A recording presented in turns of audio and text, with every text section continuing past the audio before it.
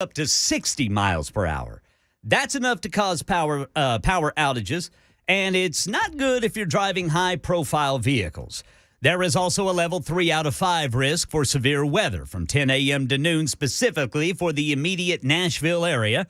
Damaging wind, the main threat, but also isolated tornadoes cannot be ruled out.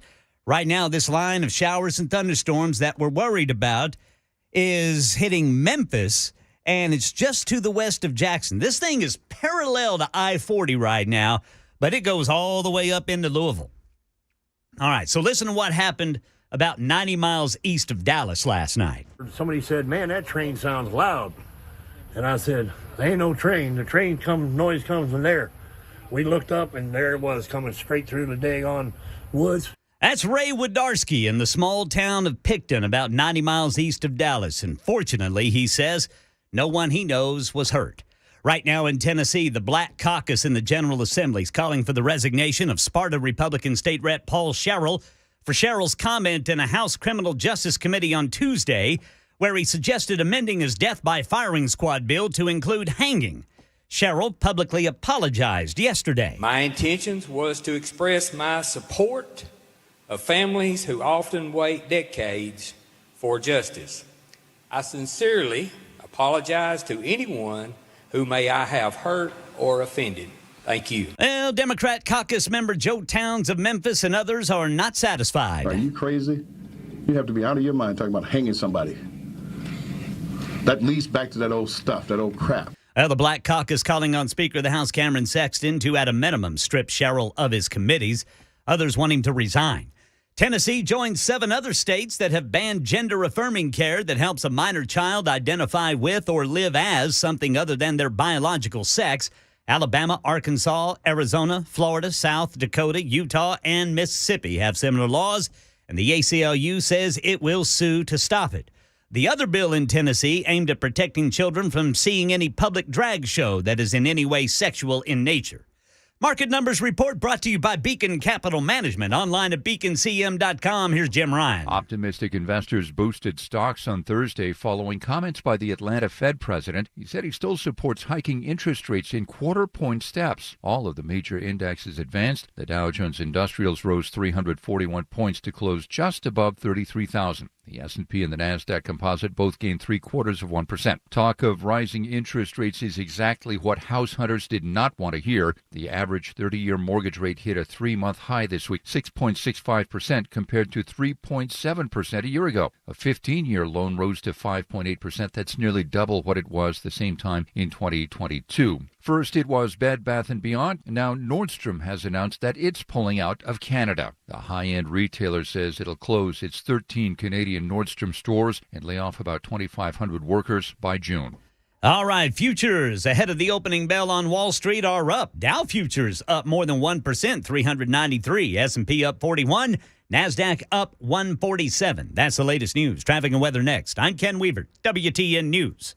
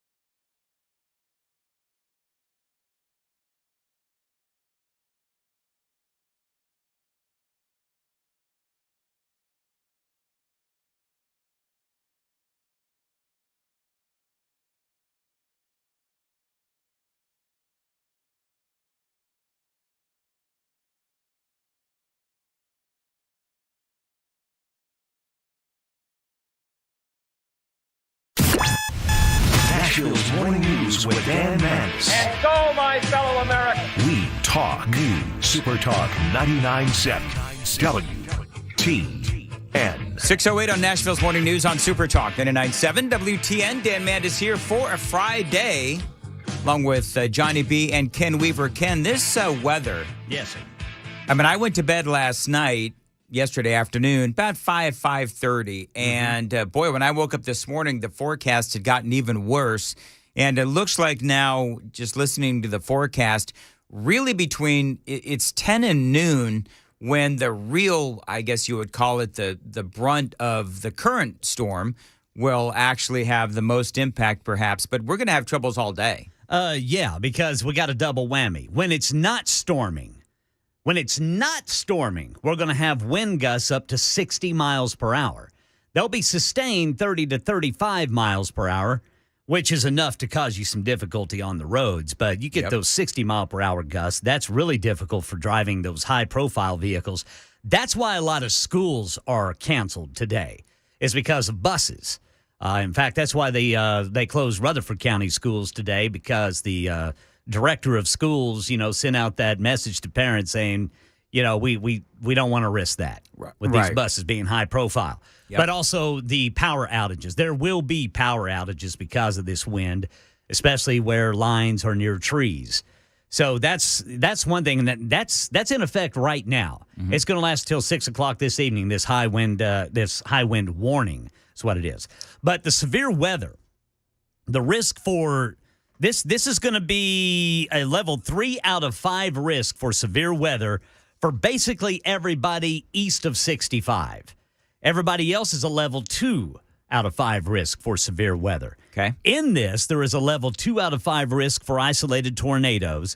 But again, it'll be damaging wind. That is the main concern. And right now, what we're watching is this line of showers and thunderstorms that is stretching all the way from Indianapolis all the way down to New Orleans. And there is red all the way from Indianapolis down to New Orleans, including Memphis, where it's hitting right now. However, I don't see any warnings out for Memphis at this time. But it looks like this thing is going to go along and north of I-40 for a while before it hits to Nashville. Yeah. By the time it gets to Nashville, if it holds together, it's going to be, like I said, it's going to be from Kentucky down to Alabama. All right, so very busy weather day. We'll keep everybody updated with full weather reports at the top and bottom of the hour, and frankly, when it breaks all day long here on Super Talk 99.7 WTN. Earlier, we were playing you audio from the the good senator from the state of Louisiana, John Kennedy, and he was talking about President Biden at CPAC, and he is one of the conservatives, one of the Republicans that did decide to show up at CPAC, because a lot of Republicans have decided not to show up. Kind of tells you the divide that is going on right now within the Republican Party. However, John Kennedy did decide to show up, and he was on a roll in talking about the president. And here's part of what he had to say. Again, John Kennedy. The truth is, I do not hate anyone. I do not hate anyone. I look for grace wherever I can find it. Mm-hmm. So I say this gently. The Biden administration sucks. His speech was centered on the truth. And so during this, I think about 13-minute speech, the senator was giving all kinds of truth. And in the case of the Biden administration, let's all face it, the truth hurts. You measure it any way you want. COVID, the economy, inflation, the national debt, the border, crime, cancel culture, treating parents like domestic terrorists. Yep. Afghanistan, our energy independence, now lost. My God. President Biden has been spectacularly awful. If you put President Biden in charge of the Sahara Desert, he would run out of sand. Oh, but wait, there's more. If the aliens landed in Washington, D.C. tomorrow and said, "Take me to your leader," it would be embarrassing. Well, also talking about trying to find intelligent life in Washington, D.C., also a little difficult, actually. So that is John Kennedy. Again, he was very much on a roll. And CPAC has turned into, it seems to me, used to be a very unifying event. I don't want to get into the details on all of this, but you now have the divide within the Republican Party. You have Donald Trump supporters. Then you have other people who are supportive, perhaps of Ron DeSantis or Tim Scott or whoever, Nikki Haley perhaps. So it used to be CPAC was a very unifying event. Now these days, not so much. And we are seeing the attack from the Trump supporters against DeSantis and so forth. The former president obviously going after the Florida governor as well. That has been a point of controversy for many. As a matter of fact, the former president was on with Sebastian Gorka yesterday, and apparently they may have come up with a new name for the Florida governor. Wait till you hear this. It's coming up next, and it's 6:15 right now. Time to check the roads from the Paul Winkler Investment WTN Traffic Center.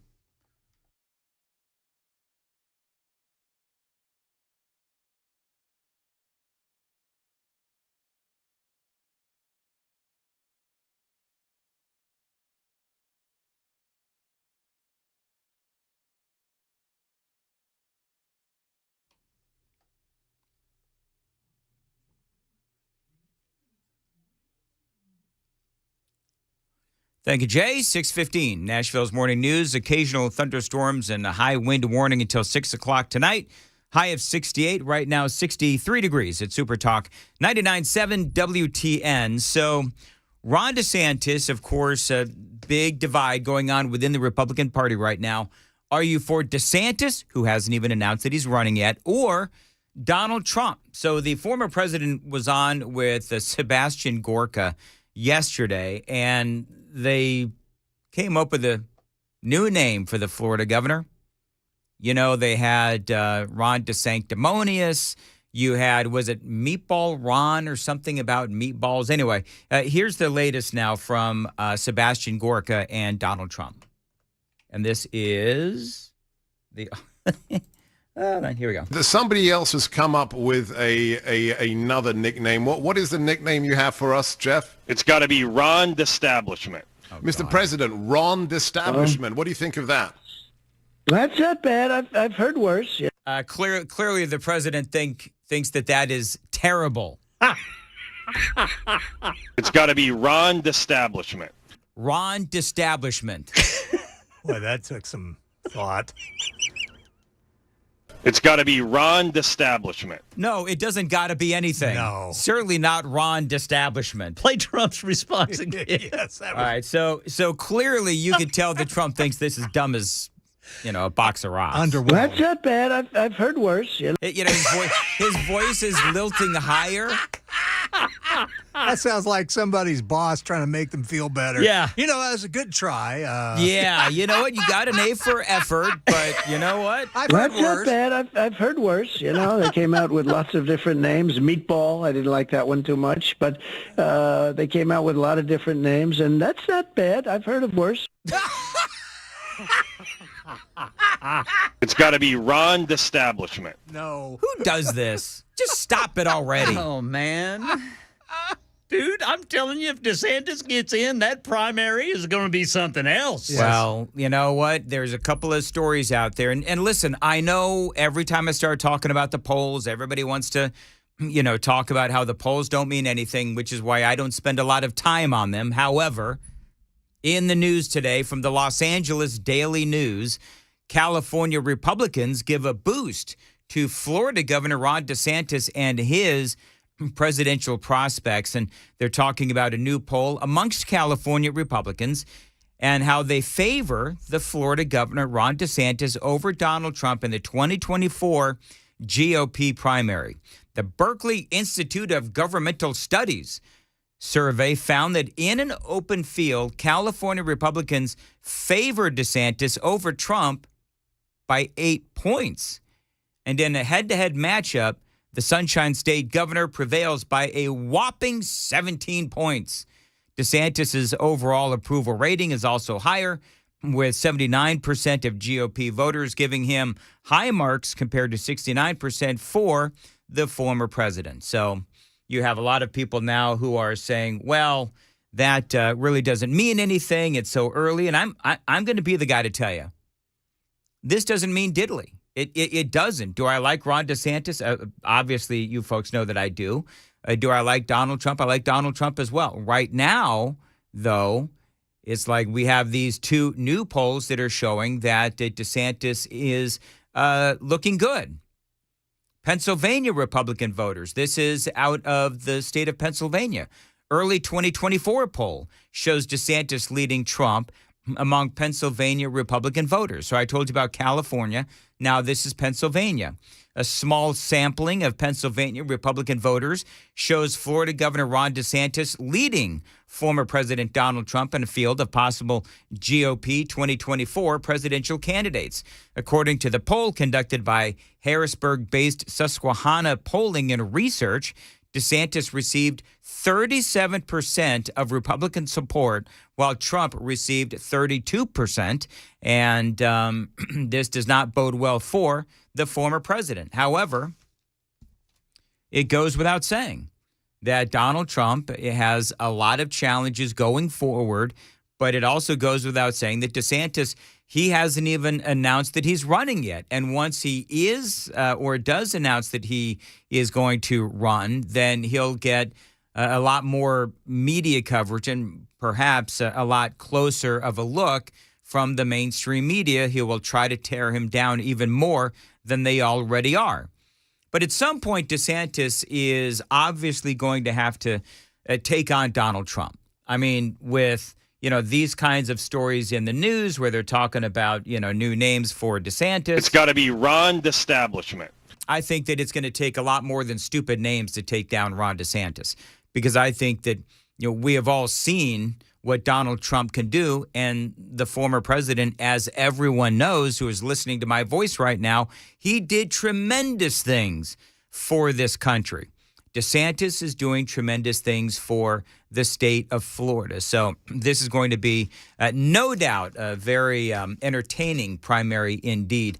By the way, as far as Californians go, how do they feel about Gavin Newsom? I was actually surprised to see part of that polling as well that shows that majority of Californians don't like Gavin Newsom, and they actually don't want him to run. I'll give the details on that story straight ahead. 621 on Nashville's Morning News on Super Talk 99.7 WTN. Matt Murphy, weekdays at noon. If we were to all agree collectively as a society that the word itself, the word that Morgan Wallen used, and I used Kyle Larson as another example, is something that we need to expunge from our society altogether, then I think it would have already been done. Super Talk 99.7. 621 on Nashville's Morning News. Friends, if you need insurance or you've got insurance but you need to lower those rates, call the people who I would call King and Associates Insurance. They've been helping folks out for 25 years and still going strong because they treat people right. Now, what they do at King and Associates Insurance is they give you the independent agent advantage. They're going to weed out the non-competitive companies to give you the best price possible. So you may not need insurance now, but at some point you will think about changing your insurance. You've got to call my friends at King and Associates Insurance. Tell them Dan Mandis told you to reach out at 615-329-8121. If you're new to Middle Tennessee and you need a new auto or home insurance agency, King and Associates Insurance can help you today. If you've got a high-value home, they can also save you money like they've done for so many WTN listeners. Multi-policy discount can get you huge savings up to 35%. So call them today and get your royal review with King and Associates Insurance. 615-329-8121. tkinginsurance.com.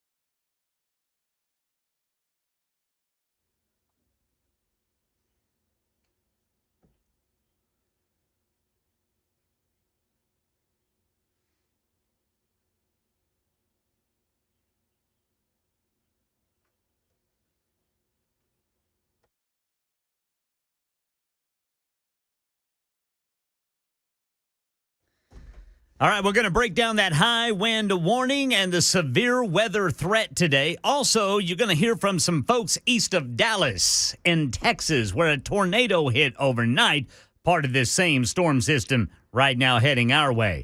And an update on bills that would change the total abortion ban in Tennessee. These stories and more at 6:30 on Super Talk 99.7 WTN. Thanks, Ken. 628, Nashville's Morning News on Super Talk 99.7 WTN. Very quickly, Quinnipiac poll shows that homelessness and affordable housing top of mind as most urgent issues in the state of California.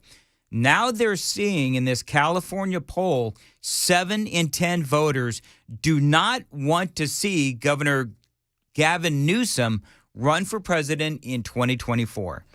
And again, all you have to do is look at California versus the state of Florida to tell us which state and, frankly, which side of the aisle runs their states better. Look at how Florida continues to thrive while California and the people that live in California, they have a severe dislike of their very hypocritical governor, Gavin Newsom. They still have mask mandates in place in some parts, don't they? In California, Yeah. they may. I don't gotta know. look that up. It seems like Los Angeles County, like a couple of months ago, imposed another mask mandate. They always are. It's like they drop them seemingly at a moment's notice where they tell people that they got to turn their masks or start wearing their masks again. Turn their masks back on. Turn their masks. Yeah. They probably tell them that. They probably do. Turn your mask back on. I don't know, but here's what I know, that when I ask my mom, who lives in California, 81 years old, I asked my mom about the Governor Gavin Newsom. You know what she says? Beep, beep, beep, beep. That woman, man, she just gets salty and she starts cursing up a storm. God bless her. Oh, it looks like they just relaxed it on January 27th. There you go. They relaxed the mask mandate. I like that. That's such a liberal term. We relaxed it. Yeah. I guess they're waiting for masks to go solar. Or wind. All right, 6:30 on Nashville's Morning News on Super Talk 99.7 WTN. Dan Mandis here. I want to tell you about my friends at Window Nation. Listen, if you've been noticing that your energy costs have been rising nationwide, they are going up 14%. It is not too late, friends, to fix your high energy bills, all the while getting off-season prices from Window Nation. Now, you can beat the rush with 2 free windows with every 2 that you buy. For 24 months, you're paying 0 down and making 0 payments and get 0% financing. Again, that is going on for 24 months for 2 years. Pay nothing. 866-90-NATION is the phone number. 866-90-NATION. You can also find them online at windownation.com. By the way, again, that special always going on. You buy 2 windows, you get 2 free with no limit. You can save up to 43% on your utility bills. So call them today, Window Nation, 866-90-NATION, windownation.com.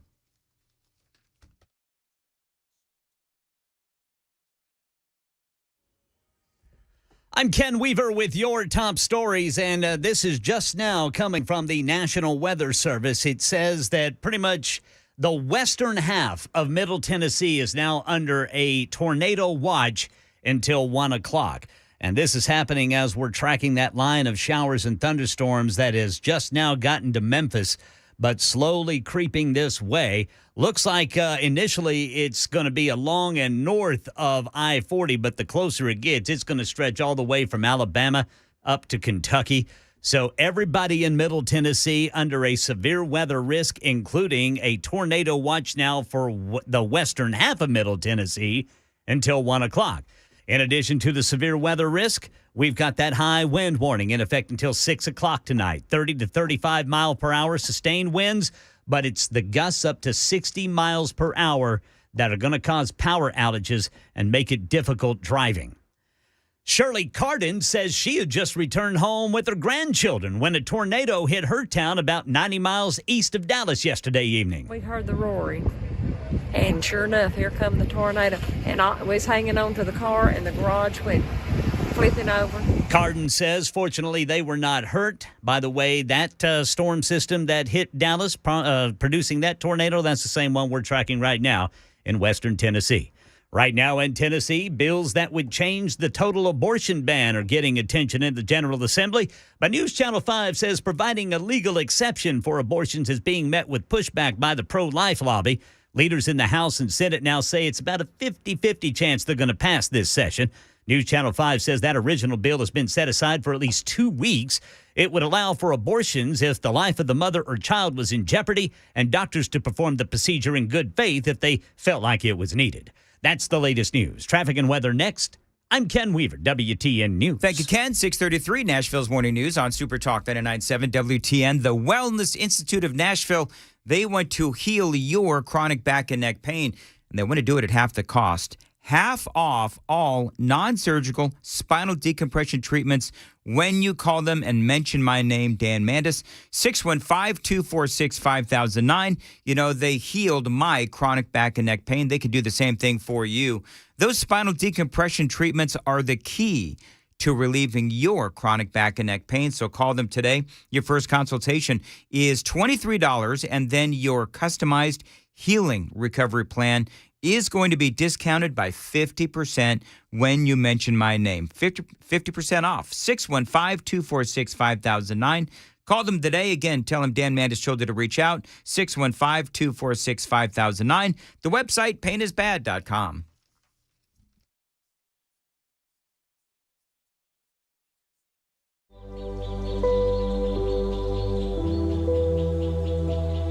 Hi, I'm Paul Winkler. What's one of the biggest mistakes that I find that investors make?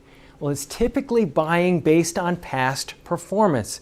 We look at our 401k, we try to decide which fund should I buy, and tend to look at historical past performance over 3, 5, and you even hear investment advisors telling people to look at 3, 5, and 10-year track records. Problem is that what do markets do? They go up and they go down. Well, where did this have a great past performance? Here to here. So we end up buying high. We found that there was one study back in 1986, and it was called the Brinson-Hooden-Biebauer study. And they were looking at what drove investment returns more than anything else. And the study sort of looked like this. They said, stock selection, about 4% of investment differences were due to stock selection. About 2% was due to market timing differences. Asset mix, asset allocation, that was the big deal. Now, what they found, which was fascinating, was that when the pension plans engaged in these two activities, in one study it showed that 100% of the time, investment returns were lower and it increased risk. Not something you want when you're an investor. So this is something that we teach investors to help them sidestep some of these issues. Now, if you want to learn more about our approach to investing in financial planning, go to paulwinkler.com and set up a free 15-minute phone call. Or you can call 615-851-1950.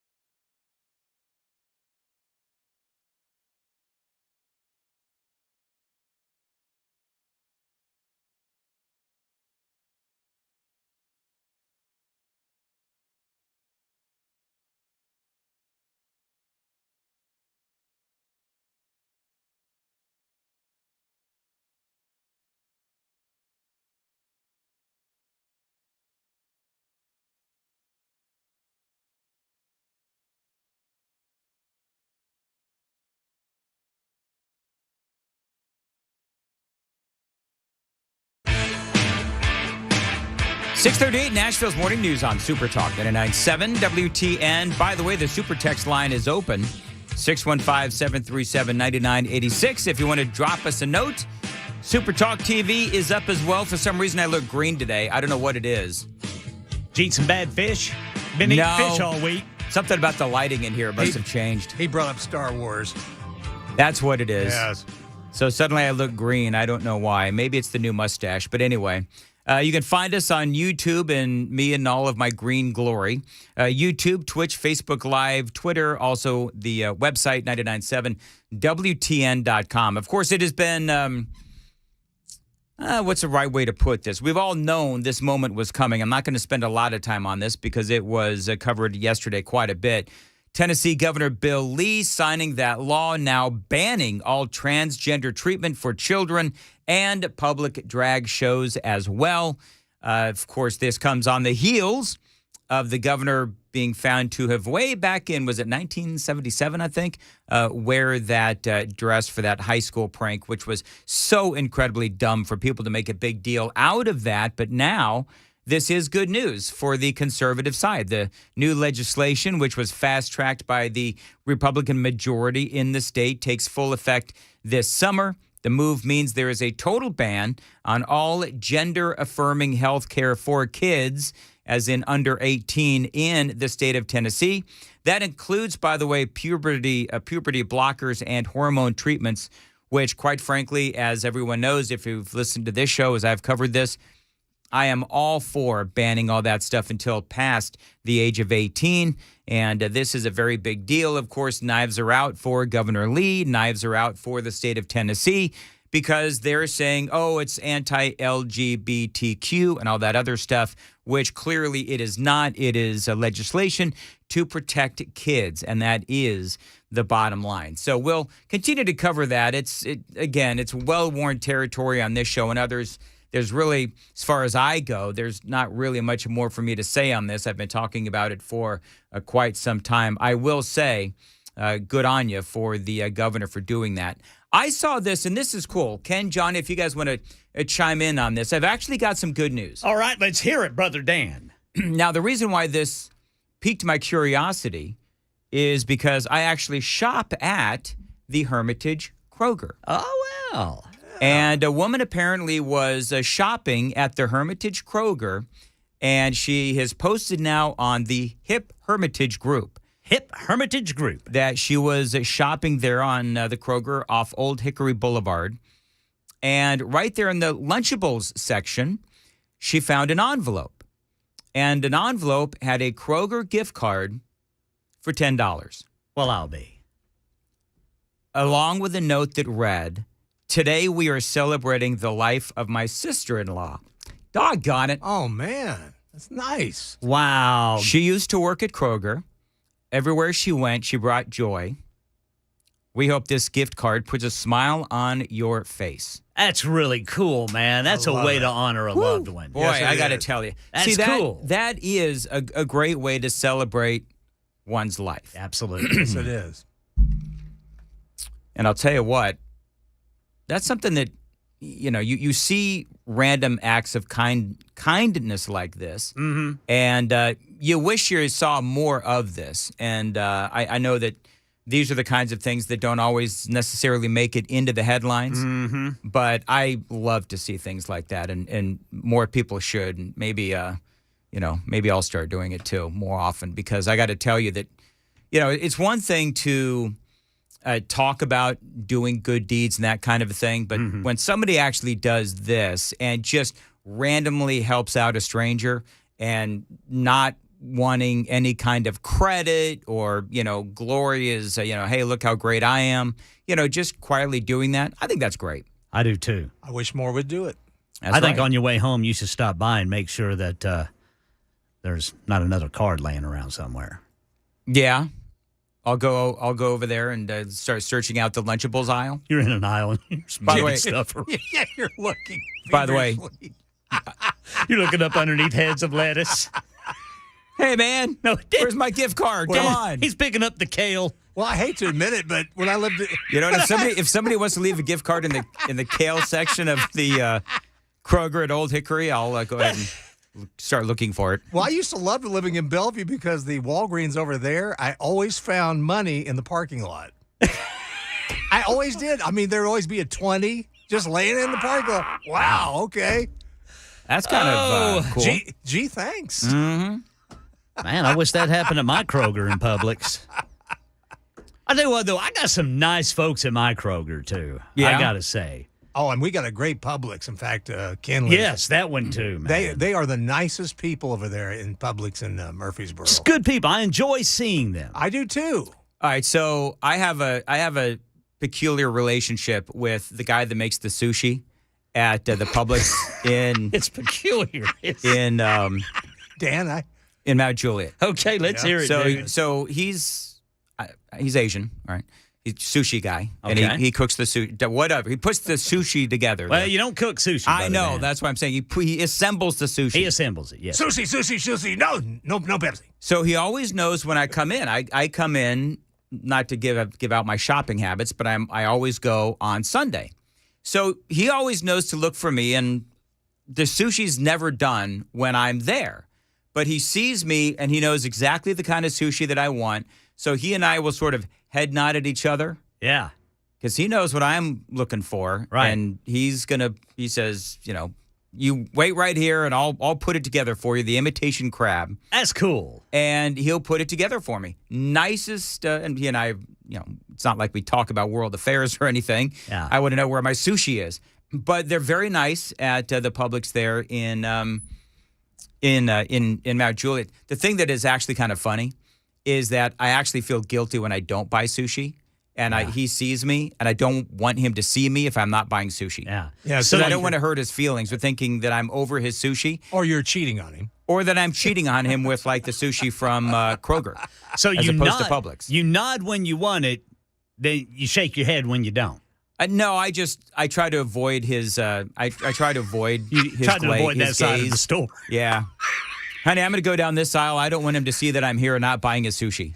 That's where you win. That's when you wear the cap. That's when I wear the cap. Pull it down over your eyes. And it may just be that Amy decided that she was going to cook something for dinner that night. That and I'm not could going to, be, whatever reason, I'm not over his sushi. I'm sure he understands. Mm-hmm. Why are we talking about this again? I have no idea. Oh, because of the talking about that gift card. Yeah. Anonymous That's gift right. card. that very That's touching. That very touching story. All right, 6:45, Nashville's Morning News. Time to check the roads from the Paul Winkler Investment WTN Traffic Center.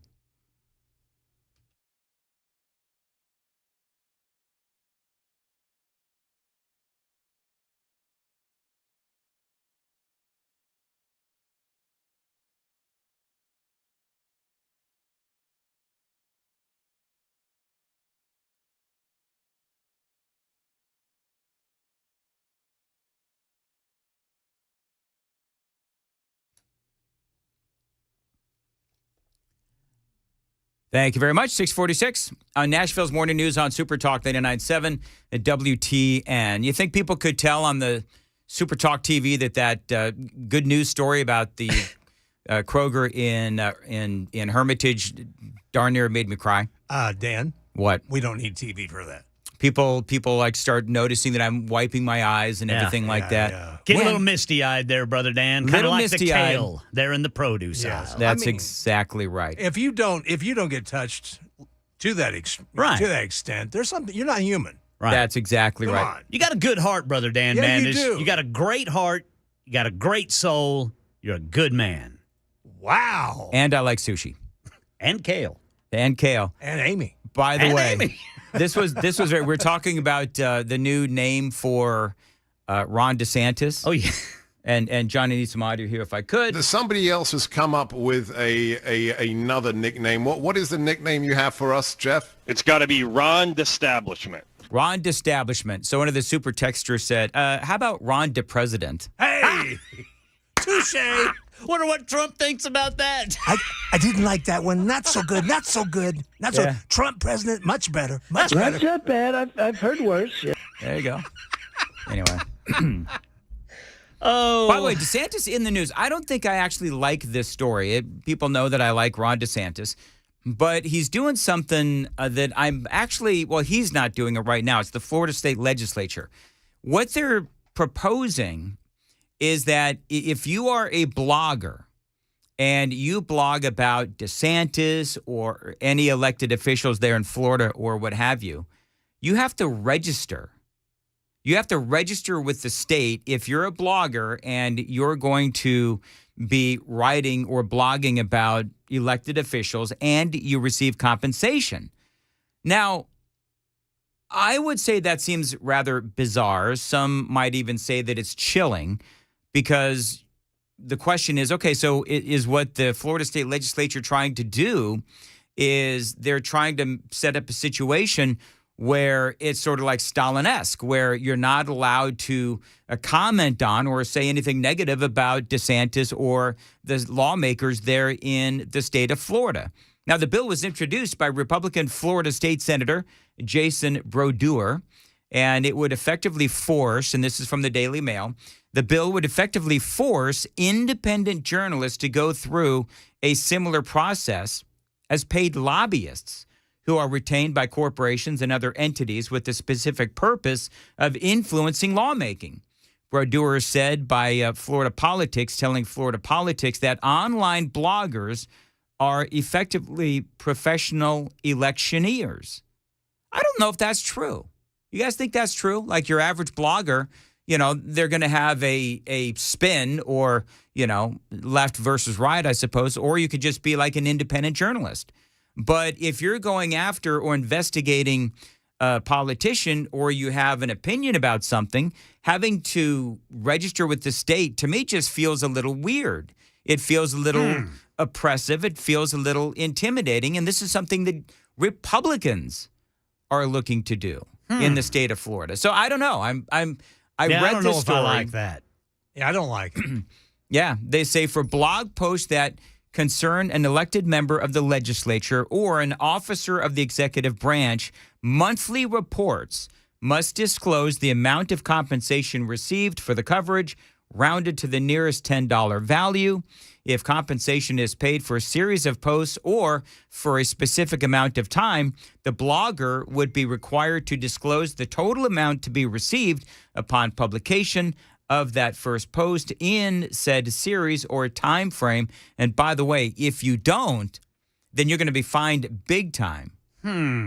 So you might say this is anti-First Amendment. You could say it's anti-free speech. You could say that it's anti-free press. Now realize they're not saying you can't say it or they're not saying that you can't blog it. But what they are saying is they want to know who you are, they want to know where you are, and they want to know what you're being paid. So you could say that this feels a little like government intimidation. So now, of course, you have the comparisons of DeSantis to Hitler and Stalin, even though, again, this hasn't even passed in the state of Florida as of yet. Very controversial. I don't like it. No, I don't either. That's almost, it's kind of like it's pressure. Yes. Almost like we're watching you. Well, yeah, it's like they're almost trying to scare you. Yeah. Not to criticize them. Well, and as I said, if my rule is always, if I would bash a Democrat for doing something like this, then I better darn right well also criticize Republicans for doing the same thing. Yes. And I will here. And again, this is not DeSantis doing this, although I assume that there is coordination between the Republican state legislature in the state of Florida and the governor's office. 6:52 on Nashville's Morning News on Super Talk 99.7 WTN. If you're thinking about getting some new furniture and appliances this year, you owe it to yourself to check out DT McCall's, right? Heading into spring, so there's plenty of opportunity at DT McCall's to get some outdoor furniture and basically furniture for every room in the house. And outstanding customer service as well at DT McCall's. Now, a lot of these other box stores, you know, they do a bait and switch. You buy one thing, the tag says one price, and then here come those up charges. But not at DT McCall's, where, again, the price on the tag is the price, period. Great quality, craftsmanship, value, prices, and terrific financing options as well. So check out DT McCall's online at dtmccalls.com. Always tell them Dan Mandis told you to stop by one of their 5 convenient locations in Middle Tennessee: Franklin, Cookeville, Carthage, Lafayette, and Lebanon.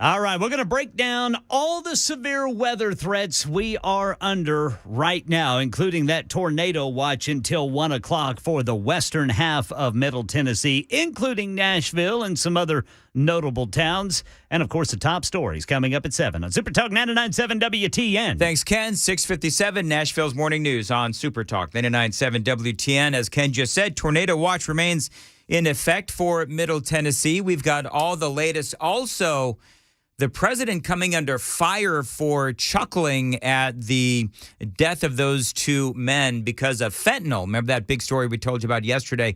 There is a big update to that story. Also, that D.C. crime bill, big momentum in that story for you as well. Coming up on Nashville's Morning News on Super Talk 99.7 WTN.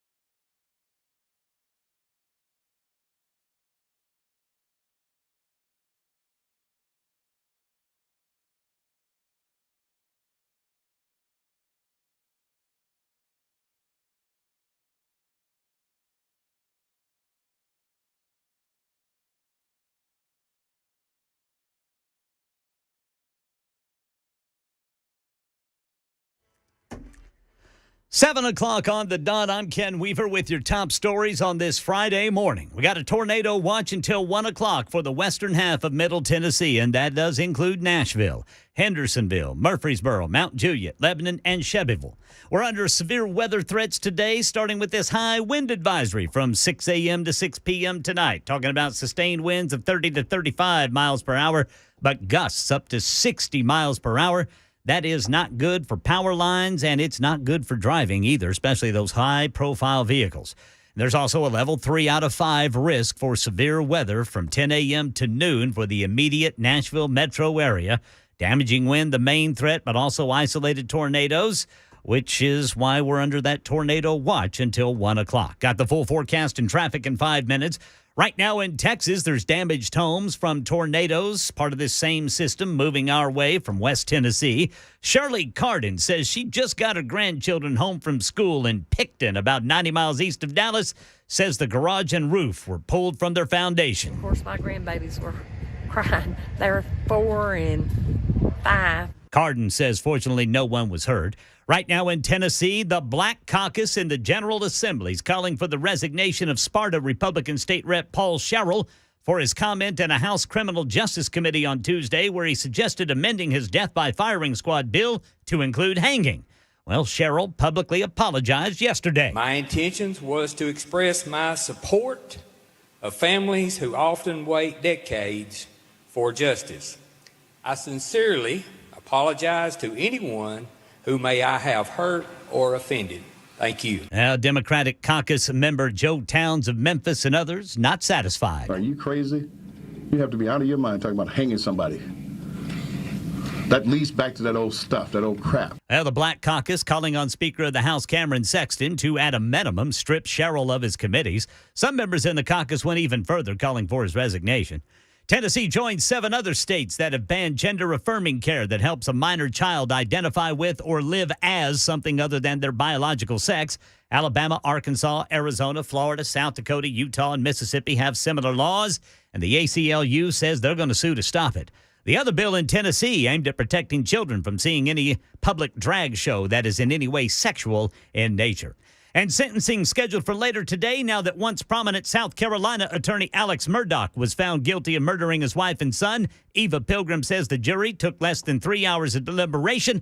The defense quickly calling on the judge to make a major decision. The defense asking for a mistrial, but the judge standing firm. The jury has now considered the evidence for a significant period of time, and the evidence of guilt is overwhelming, and I deny the motion. This piece of video featuring Alec's voice at the crime scene moments before the murders, Alec finally admitting it was him for the first time a year and a half after the murders. Market Numbers Report brought to you by Beacon Capital Management, online at beaconcm.com. Futures before the opening bell. Let's see, what are they showing? They are up.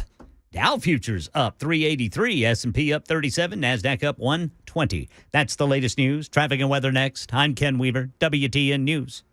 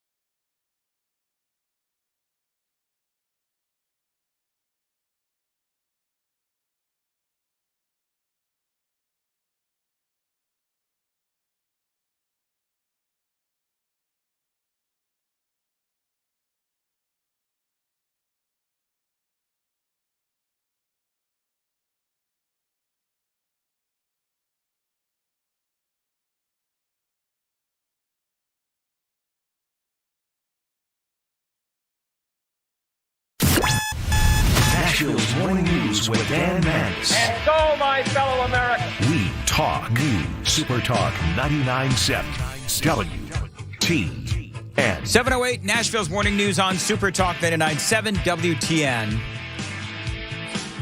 You know, I was listening, Ken, to the newscast that you were just doing. We covered the story about this Paul Sherrill. Yes, sir. State lawmaker said, and even the day this whole thing happened, it was bizarre where they were talking about bringing back the firing squad. And Sherrill and Matt Murphy and I got into this yesterday. We were talking about this, and they were debating whether or not to bring back the firing squad. And you know, Cheryl, as you just played the audio bite. Could I put an amendment on that? It would include hanging by a tree also. I mean, nobody understood why it was that he said that. Because I understood if he was against the bill that he would say that. Like, we're being so ridiculous. Why don't we just bring back hanging from a tree? But he supports the bill. So I don't know. I still don't quite understand what it was that he meant by that. And in your story, Ken, does he give any further explanation as to why he said what he said? Yeah, he's well. Here, just let's listen to the cut. I know. I think I know what he was trying to say. Okay. Let me get down here. Okay, here it is. He publicly apologized for that ad hanging from a tree. My intentions was to express my support of families who often wait decades for justice. I sincerely apologize to anyone who may I have hurt or offended.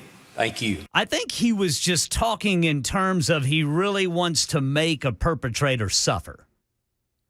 And I think he was just trying to make it a point that this is how much, that this is what I think might also ought to be added to that for somebody who murders somebody's loved one. So clearly he wasn't trying to evoke, racial. I don't think so, but images from the past, because that's the first thing that I thought of. And by the way, they're now saying, did I understand, Ken? They're now saying that he needs to resign. Did you say it was members of the Democratic Black Caucus that they want him to resign? At a minimum, they're asking Speaker of the House Cameron Sexton to strip him of his committee. Yeah, this is part of what he said. This is part of the Black Caucus. My intentions was to. Oh, that's the wrong one. You had a comment from one of the Black Caucus folks. Yeah, this is Democrat member Joe Towns of Memphis. All right. And others who are not satisfied. Are you crazy? You have to be out of your mind talking about hanging somebody. That leads back to that old stuff, that old crap. And then here is another cut. This is another member of the Black Caucus after the apology. It wasn't a personal to the two members that were in the committee room with him. So they don't feel like it was personal enough, the apology. Well, look, I don't like what Cheryl said. I don't understand why he said what he said. However, I also think that Memphis has a lot of things going on, and that lawmaker from Memphis saying that he should resign. Let's understand that people do make mistakes, and this guy clearly made a mistake. He knows that he made a mistake, but if you want to start talking about, things that are problems here in Middle Tennessee, let's talk about Memphis. And if that guy you were saying that's one of the lawmakers from Memphis. What offends me more, what Cheryl said, which was stupid, yeah, absolutely, but I don't think that he needs to be forced into submission, resign, all those other kinds of things. I think that he apologized. But if you'd like to talk about, job performance and what's going on, let's talk about what those leaders are doing for their, their region of their district out there in Memphis and Shelby County. Because if you really want to be outraged over something, that's what I'm outraged over. But I don't know. I would like to know what people think about this. I'm going to take calls on this. 615-737-9986, 615-737-WWTN. Why does everything have to be, you're gone, you said the wrong thing, we don't like what you said, and there's absolutely no forgiveness anymore? And I think that's what is even whenever you frustrating apologize, you're still condemned. Well, that's the thing. You wonder why people don't apologize for stuff. Because when you apologize for something, then it means that obviously you were wrong, and that means that your critics are right, which means that you need to be canceled and, you need to lose your position. Well, and Sister Pamela Furr just texted me, which is a good articulation of what I tried to say, and I agree with her, is I don't think he was talking about lynching. I think he was talking about swift justice for people who murder people's loved ones. I think that's what he was talking about. Okay, that makes sense. So he was inartful in his description of what he wanted to do. He probably could have used, maybe a different way to word it, but people in today's, hyper-focus on race and everything else, clearly people took it to that extreme, if you will, of thinking about, hanging people from trees. Right. And I understand why that was the first thing that, popped into my head. But I don't believe that he deserves to, lose his position because of that. That's something that, of course, the voters in his district will have to come to terms with at some point. But I'm going to take calls on this, and I'm going to take these calls right after the traffic, 615-737-9986. I'm curious as to what people think about this comment. I thought it was bizarre, and I said so yesterday, but I also appreciate his apology, and I don't believe that he needs to be drummed out of the state legislature. 7:15, time to check the roads from the Paul Winkler Investment WTN Traffic Center.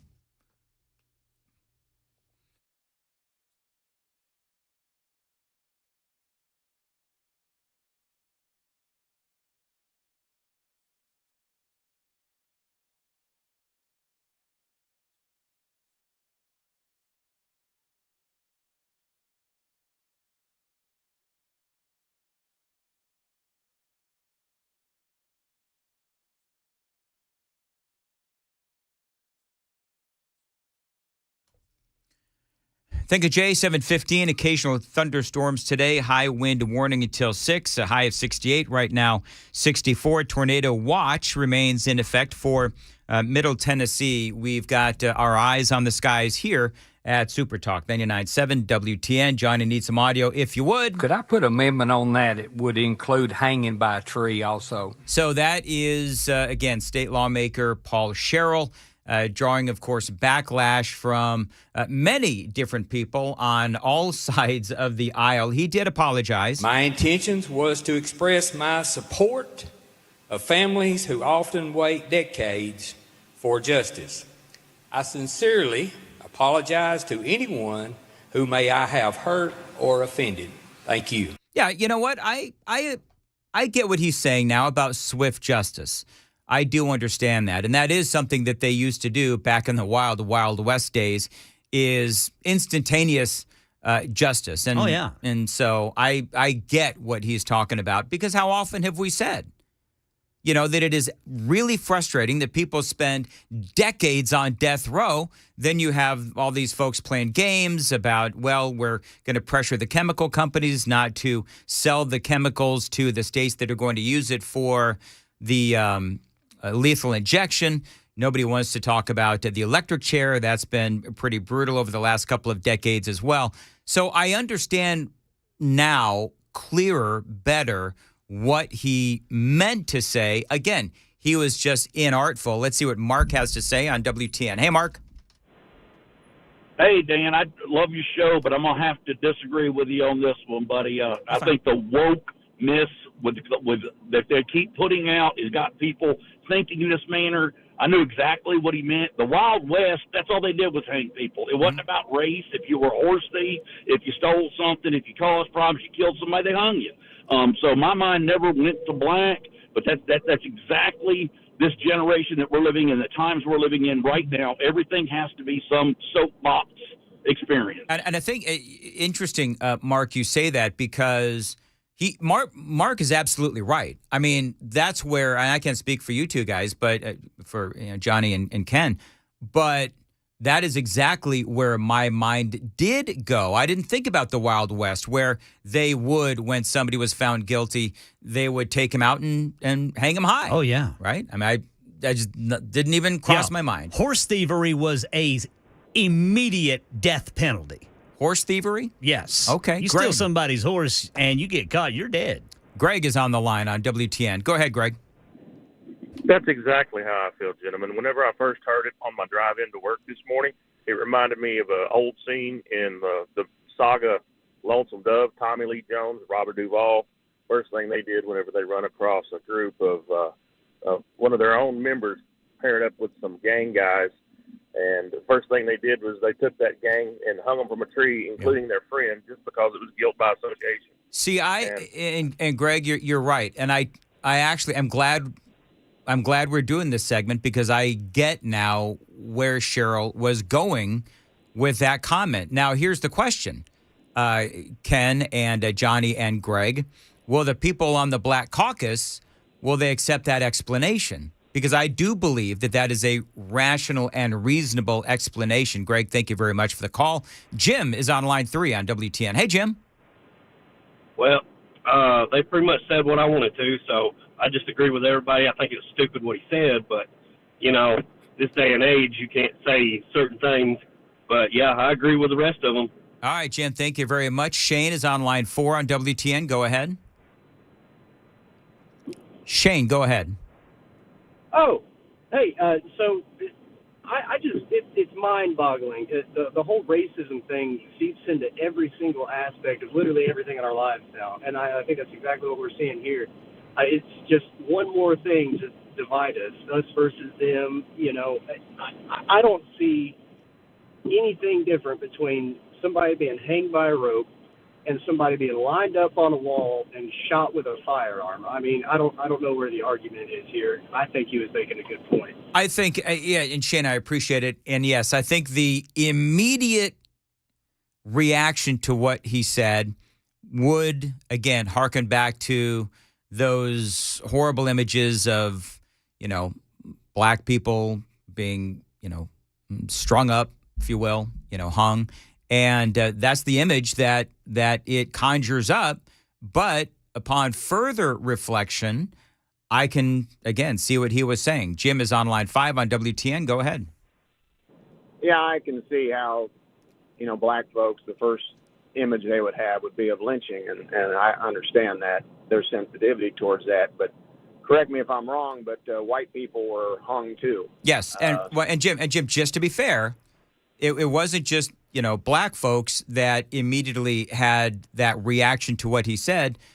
I mean, almost every person that I spoke with yesterday about this had the same reaction. So it's not just black people, it was white people too. But again, I'll say for the 9th time, upon further reflection, I think that I do understand what he was saying. And certainly, Jim, you would agree with me. He doesn't deserve to be, removed from his post or from his committees. Yeah, he said hanging, not lynching. Right.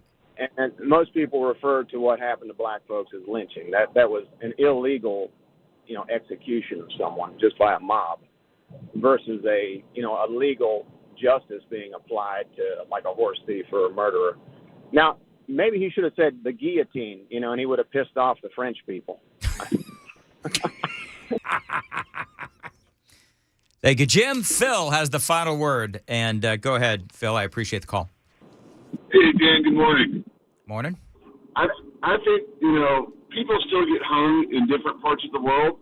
It's, their form of capital punishment. I don't think it's reserved to a certain race in our country. I think people are just looking to get offended. I mean, I'm waiting for somebody to get offended because they went to a hotel and there were white sheets on the bed. It's kind of where I feel like we're going now. Well, you know what, as you know, Phil, the accusations of racism are everywhere. And here's the problem.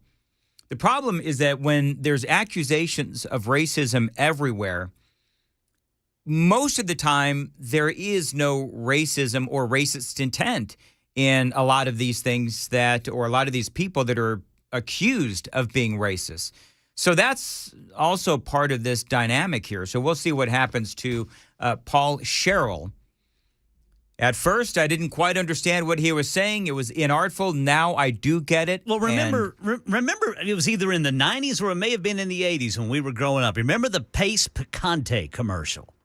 Yeah. Whenever it's a group of cowboys They're eating chips and salsa, and somebody says, "Where's that from?" New York City. New York City. Get a rope. Yeah, I remember that. And they took it off for that reason. That's why you never saw it again. Oh, did they? Yeah, did they end up torpedoing that commercial? Yes, because of I didn't know that outcry from the black community. Yes. But it had nothing. The intent had nothing to do with. No, not at all. It was about with race at all. It was about cowboys. It's about cowboys. Interesting. Bad guys and good guys back in the West. Exactly. Yeah. I used to, and you know what? All the westerns that I watched as a kid. I mean, that was a constant. Oh yes. Oh yeah. I mean, when you grew up in Kansas, you go to Dodge City and. They have Boot Hill there. That's where they hung all the horse thieves and all the guys that broke laws. Had a famous judge in Fort Smith, Arkansas, that he was called the hanging judge. Oh, yeah. Oh, yeah.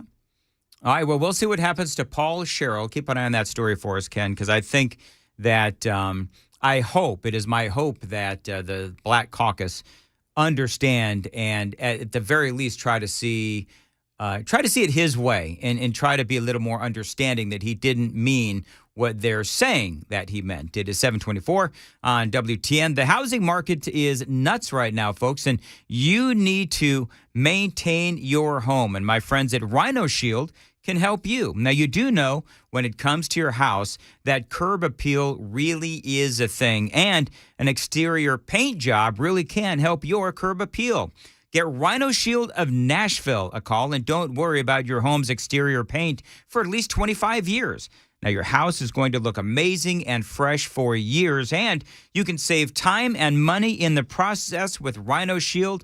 You know, you can use Rhino Shield on virtually any surface, and it's guaranteed to last and will increase your home's value, lower your energy costs, protect your home from the elements, and yes, it is green-friendly as well. So I want you to call Clay Morris. He is the owner of Rhino Shield. He's going to give you a free estimate right over the phone right away, 615-474-1729. Tell him Dan Mandis told you to reach out, 615-474-1729. Rhino Shield of Nashville can service all of your residential, commercial, and industrial needs, and customer satisfaction is their number one priority. 615-474-1729, rhinoshieldnashville.com.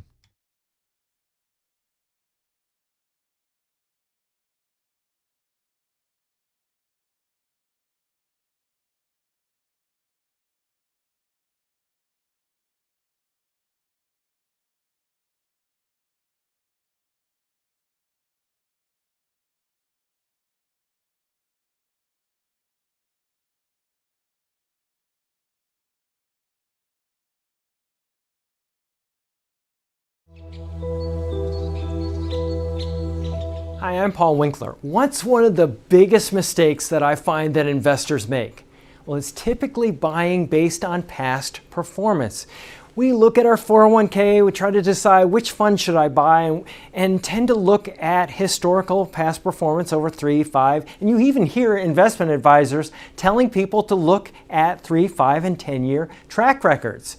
Problem is that what do markets do? They go up and they go down. Well, where did this have a great past performance? Here to here. So we end up buying high. We found that there was one study back in 1986, and it was called the Brinson-Hooden-Biebauer study. And they were looking at what drove investment returns more than anything else.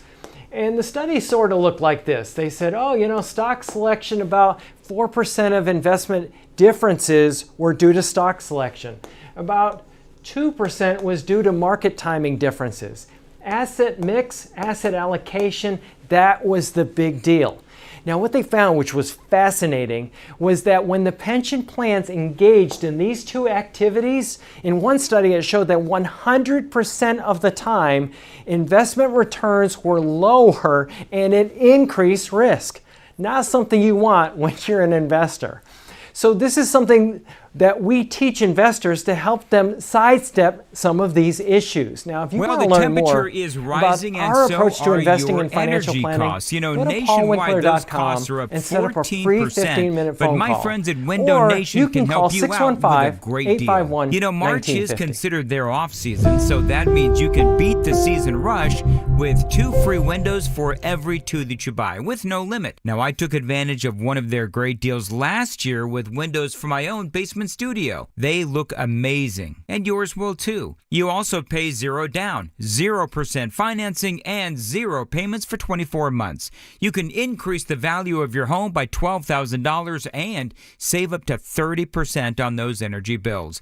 Remember that great deal when you tell them Dan Mandis told you to reach out to Window Nation. No down payment, 0% financing, and no payments for 2 years. Plus, you can get 2 windows for every 2 that you buy with no limit. 866-90-NATION is the phone number, 866-90-NATION. Tell them Dan Mandis told you to reach out online, windownation.com.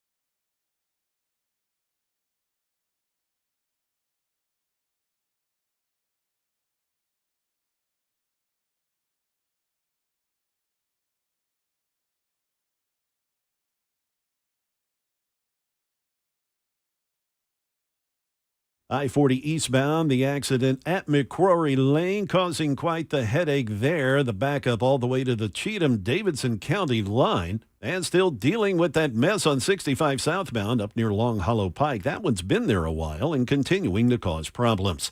The normal backup at Hickory Hollow Parkway there in the Antioch area, 24 westbound coming into town. The rest of the metro looking pretty good on this damp Friday morning. I'm Jay Harper. Traffic every 10 minutes every morning on Super Talk 99.7 WTN.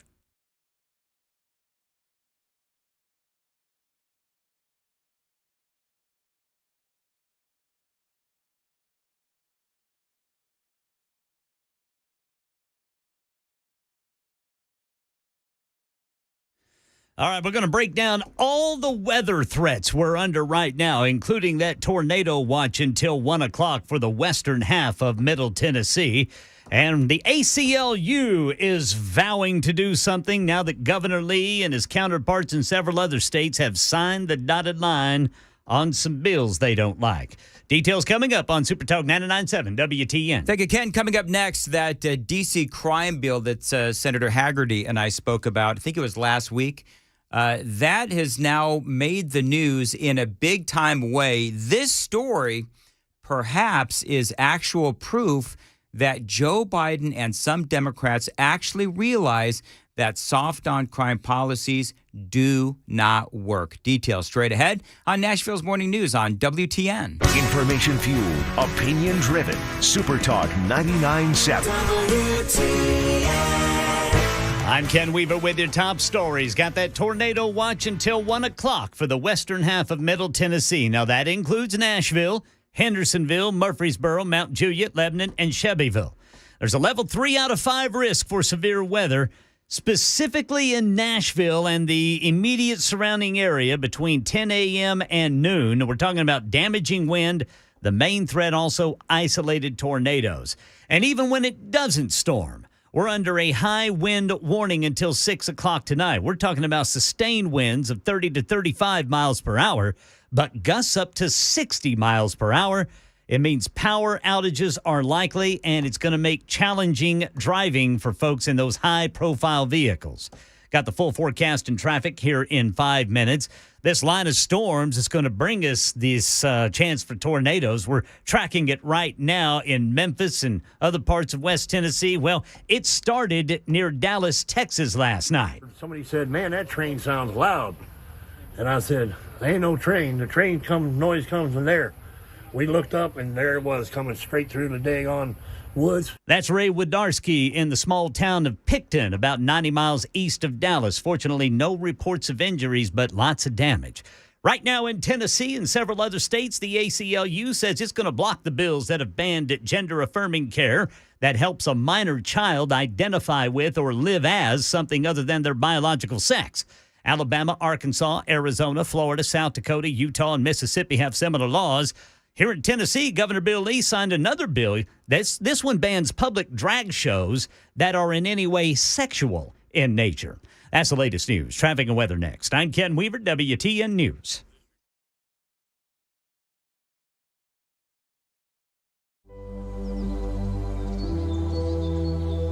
Hi, I'm Paul Winkler. What's one of the biggest mistakes that I find that investors make? Well, it's typically buying based on past performance. We look at our 401k, we try to decide which fund should I buy, and tend to look at historical past performance over 3, 5, and you even hear investment advisors telling people to look at 3, 5, and 10-year track records. Problem is that what do markets do? They go up and they go down. Well, where did this have a great past performance? Here to here. So we end up buying high. We found that there was one study back in 1986, and it was called the Brinson-Hooden-Biebauer study. And they were looking at what drove investment returns more than anything else.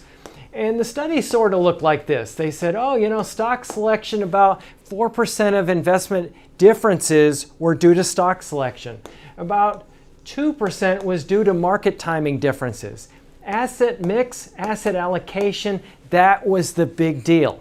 Now, what they found, which was fascinating, was that when the pension plans engaged in these two activities, in one study it showed that 100% of the time, investment returns were lower and it increased risk. Not something you want when you're an investor. So this is something that we teach investors to help them sidestep some of these issues. Now, if you want to learn more about our approach to investing in financial planning, go to paulwinkler.com and set up a free 15-minute phone call. Or you can call 615-851-1950.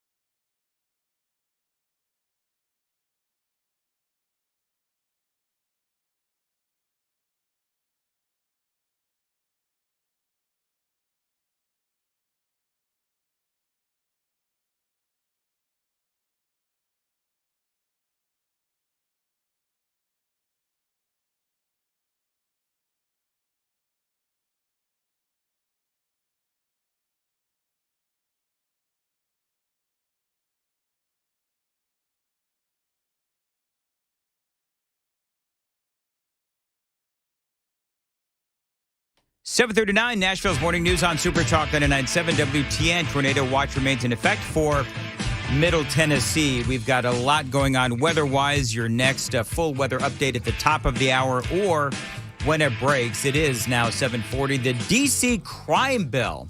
Really interesting story. Now, over the last couple of days, we saw that Lori Lightfoot, of course, the now former mayor of the city of Chicago, she was voted out. And one of the big reasons why Lori Lightfoot was voted out of office is because the crime in Chicago is rampant. It is skyrocketing. And the people of Chicago said no more. Well, I think what's happening is that you have now even Democrats and progressives realizing that their soft on crime policies are backfiring. Certainly it did on Lori Lightfoot in Chicago. Now, you recall the D.C. crime bill. This is something that I've been covering. I spoke with Senator Bill Hagerty about as well.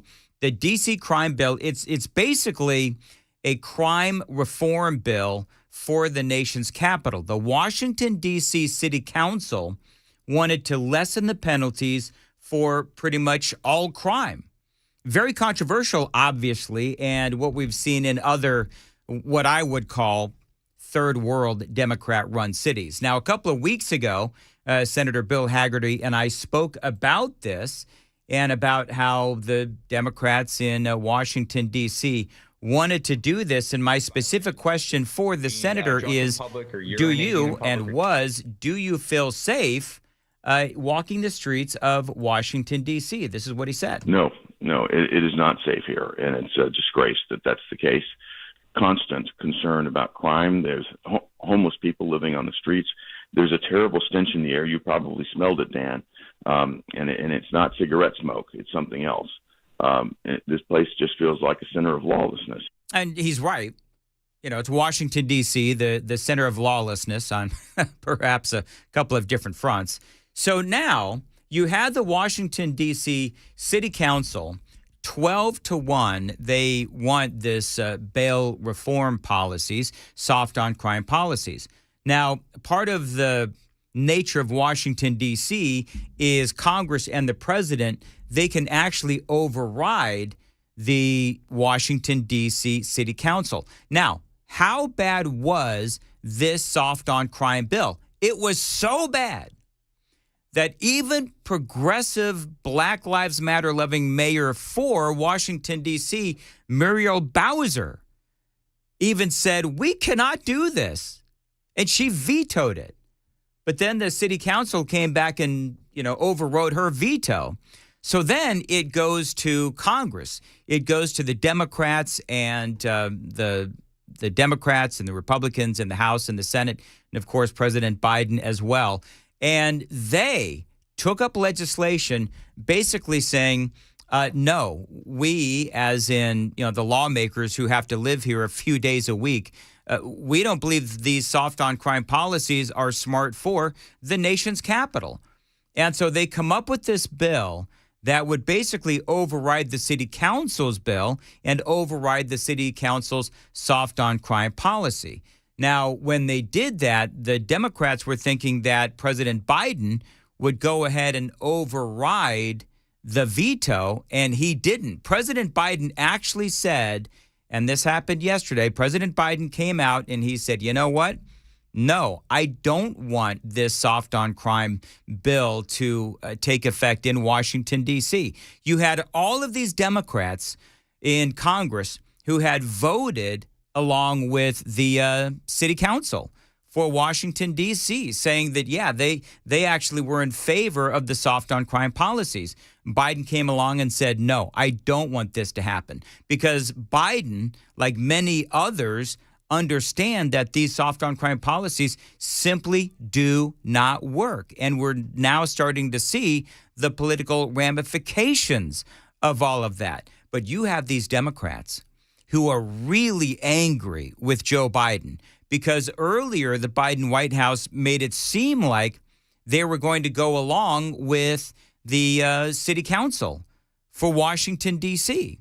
And it looked like Biden was going to actually say, Yeah, you know what? I believe in these soft on crime policies. So if you have the Republicans in the House and the Republicans in the Senate and some Democrats too that try to override the city council, well, then the president would veto that. But the president ultimately did not.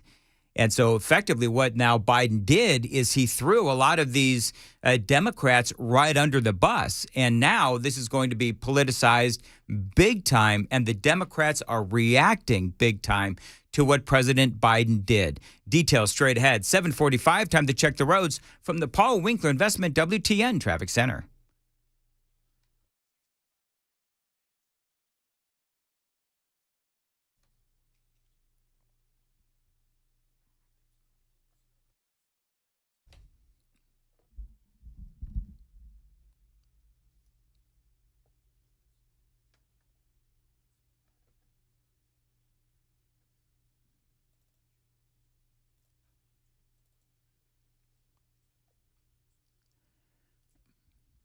Thank you, Jay. Occasional thunderstorms, a high wind warning as well until 6 tonight.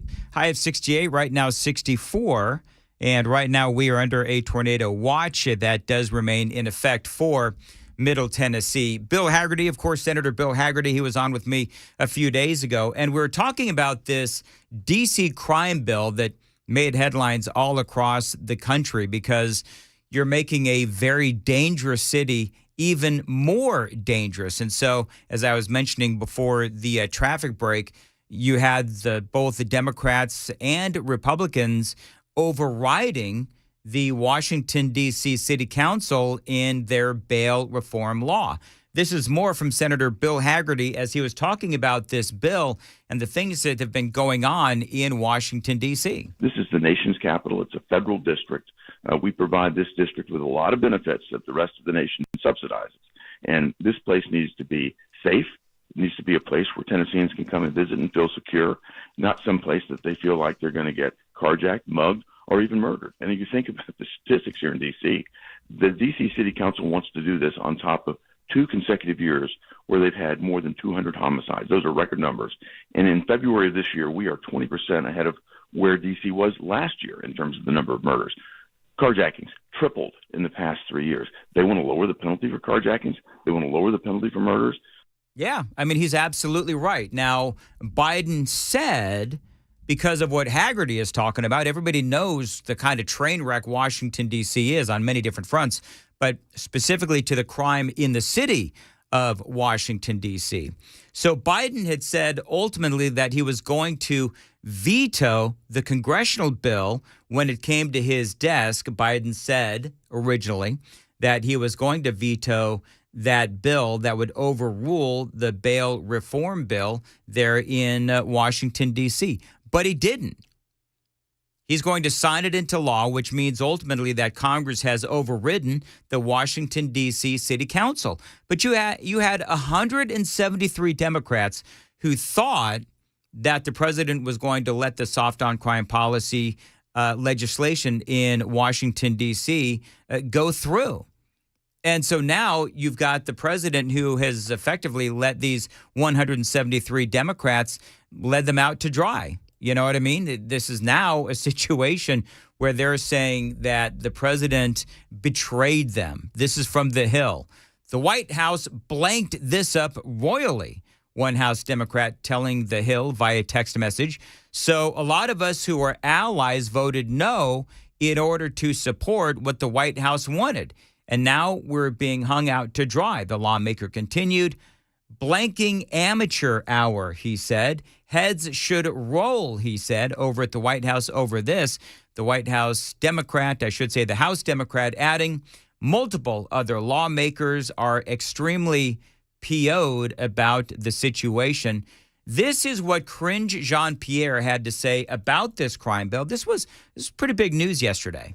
The American people know who Joe Biden is. He's been around for some time, right? They fundamentally know who he is as a person. The president, especially these last 2 years, have always put the American people first. And that's what they should know. That's what they should take away, that he's putting, in this case, the safety of the people of D.C. first, and he is always going to do that. So I guess I'm a little confused because we know that these very same soft on crime bills are also happening in places like Chicago and Detroit and some of these other very, very woke cities. And so if this is an admittance by the Democrats and by Joe Biden that soft on crime policies don't work and they destroy cities, well, then this absolutely is a talking point for the Republicans heading into 2024. That is exactly what the Republicans, frankly, should be working on. Biden and the Democrats are admitting now that soft on crime policies destroy cities. They say, quote, by rejecting D.C.'s law, President Biden acknowledged the basic fact that soft on crime policies endanger the public. That's on me talking, although I agree with Senator Tom Cotton, who wrote that on Twitter. Democrats are already worrying that they played into the GOP's hands. So that's a very interesting story, to say the least. 7:51 on Nashville's Morning News on Super Talk 99.7. Friends, if you even think that you need some concrete leveling, waterproofing, or foundation work, you've got to call the people that I trust, United Structural Systems. But don't listen to me. I'm just one of 23,000 100% satisfied customers that they have helped over the years. Now, these folks at USS, they are the absolute best. They do great work, and they've got great warranties as well. Lifetime warranties that are transferable and are guaranteed for the lifetime of your home. They're also going to provide services with no down payment. One of many reasons why you need to call USS if you need some concrete leveling, some waterproofing work, or some work on your home's foundation. 615-227-2275. Homeowners trust USS. Be sure to tell them that Dan Mandis told you to reach out at 615-227-2275. United Structural Systems.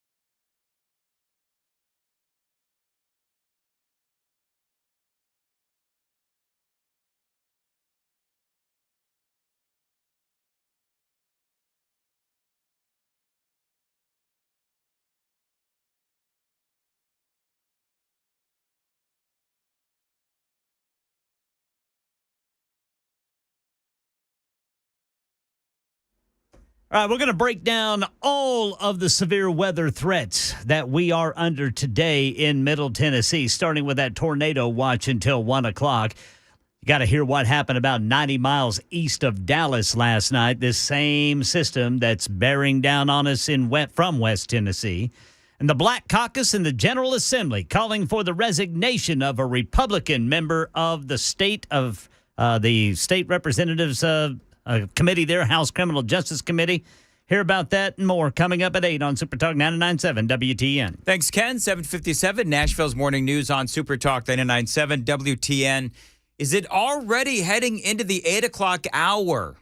It is, Brother Dan. I've got a lot of stories to cover, and Pamela Furr is going to be joining us, Ken and Johnny. Sister Pamela Furr. At about 8:36, 8:37 for the Gang of Three Amigos. Big announcement coming up at 8:35 here on Super Talk 99.7 WTN. Now, coming up next after the news at about 8:05, horrible story. Out of Ohio, police are now investigating after apparently black school kids attacked white students and forced them to say Black Lives Matter on camera at an Ohio elementary school. That story and a whole lot more straight ahead. Nashville's Morning News on Super Talk 99.7 WTN.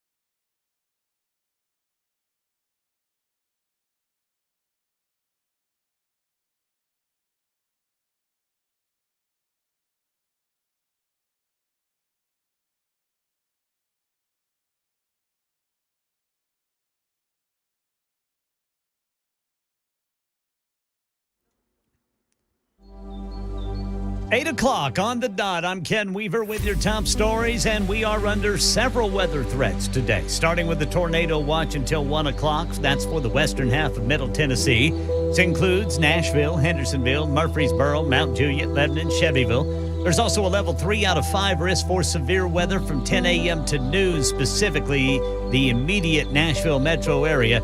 Damaging wind will be the main threat, but also a level 2 out of 5 risk for isolated tornadoes. And the other threat, the high wind warning until 6 o'clock tonight. Sustained winds of 30 to 35 miles per hour, gusting up to 60 miles per hour. It means power outages are likely, and driving, especially those high-profile vehicles, could be difficult. Got the full forecast and traffic coming up in 5 minutes. This storm system we're tracking in West Tennessee, it was born in Middle Texas yesterday, the Dallas area specifically. Here's what happened 90 miles east of Big D. Somebody said, man, that train sounds loud. And I said, there ain't no train. The train comes, noise comes from there. We looked up, and there it was, coming straight through the daggone woods. That's Ray Wodarski in the small town of Picton, about 90 miles east of Dallas. No reports of anyone hurt there, but lots of property damage. Right now in Tennessee, the Black Caucus in the General Assembly calling for the resignation of Sparta Republican State Rep Paul Sherrill for his comment in a House Criminal Justice Committee on Tuesday where he suggested amending his death by firing squad bill to include hanging. Sherrill publicly apologized yesterday. My intentions was to express my support of families who often wait decades for justice. I sincerely apologize to anyone who may I have hurt or offended. Thank you. Well, Democrat caucus members are not satisfied. It wasn't a personal to the two members that were in the committee room with him. Well, the Black Caucus called on Speaker of the House Cameron Sexton to, at a minimum, strip Sherrill of his committees. Some members want him to resign. Tennessee joined 7 other states that have banned gender-affirming care that helps a minor child identify with or live as something other than their biological sex. Alabama, Arkansas, Arizona, Florida, South Dakota, Utah, Mississippi have similar laws, and the ACLU says it will sue to stop them. The other bill in Tennessee is aimed at protecting children from seeing any public drag show or other performance that is in any way sexual in nature. And 60 years since one of the nation's first black officers in the Special Forces rescued members of his battalion while taking fire in Vietnam. Retired Colonel Paris Davis will be awarded the Medal of Honor today. He was nominated by his superiors for the Medal of Honor, but was told the U.S. Army lost his paperwork twice. I was spending most of my time just trying to keep us alive and keep them off of us. Colonel Davis spoke candidly on being a black commander at the time. Combat was a powerful unifier. There's no race there.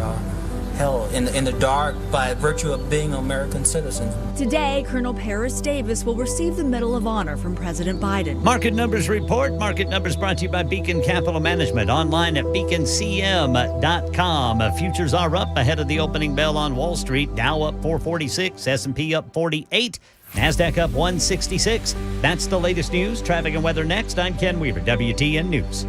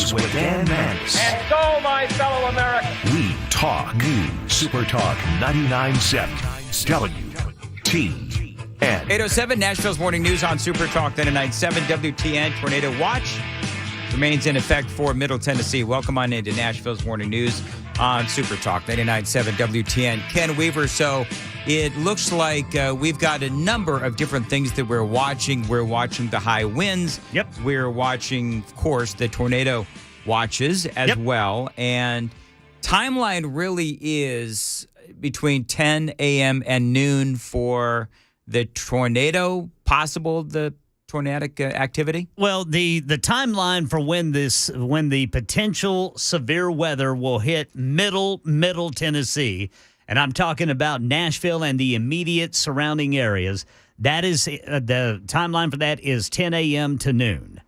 Now, western parts of Middle Tennessee, they're going to start getting it from 9 to 11. Then Nashville, that'll be 10 to noon, and then noon to 2 for East Middle Tennessee. A lot of schools calling. Yeah, a lot of schools calling today. There's no school for a lot of students. Yeah, and a lot of that has to do with the fact that even if it doesn't storm, we've got the high wind warning. And so we're talking about sustained winds now, 30 to 35 miles per hour, but the gusts could be 60 miles per hour. Yep. That's enough to bring down power lines and make driving difficult, especially for those high-profile vehicles. And this high wind warning is in effect until 6 o'clock tonight. All right, thank you, Ken. 8:09, Nashville's morning news. 3 years. It's hard to believe, Ken, it's been 3 years since, to the day, since we had all of those, the tornado swarm way back in 2020. Mm-hmm. So here we are 3 years later worrying about the same thing today. So we'll keep our eye on the sky. 8:09. This story out of Ohio is absolutely horrifying. And it's horrifying for a number of different reasons. Number one is because I'm not actually seeing this in a lot of the mainstream media. The Daily Mail, though, does have it. And I think it's part of what's going on in society today. Also, it's what's going on in schools today. And also, for some, you have to ask, what in the world is going on in the homes of these kids that were attacking white students and trying to force them to say Black Lives Matter on camera at an Ohio elementary school? I mean, think about this. You've got these students in an elementary school. They're not naming the students, of course, but they're rounding up these black kids, rounding up white kids and forcing them to say Black Lives Matter. And if they didn't, they got attacked. A criminal investigation at an Ohio elementary school has been launched after black students forced their white peers to say Black Lives Matter on camera and assaulted those who did not. And the crazy thing about this is that these kids, they didn't even realize that what they were doing was horrifically wrong because they put it on video. So then you've got to ask the question, somebody please tell me what is being taught in the homes of those children. What would the parents of these kids say? Would they support their kids beating other kids who refuse to, utilize the term Black Lives Matter? Because we all know what that means. The incident at Kenwood Elementary on February 10th showed the altercation play out as two students were initially seen escorting their peer to an area on the playground while punching the student in the head.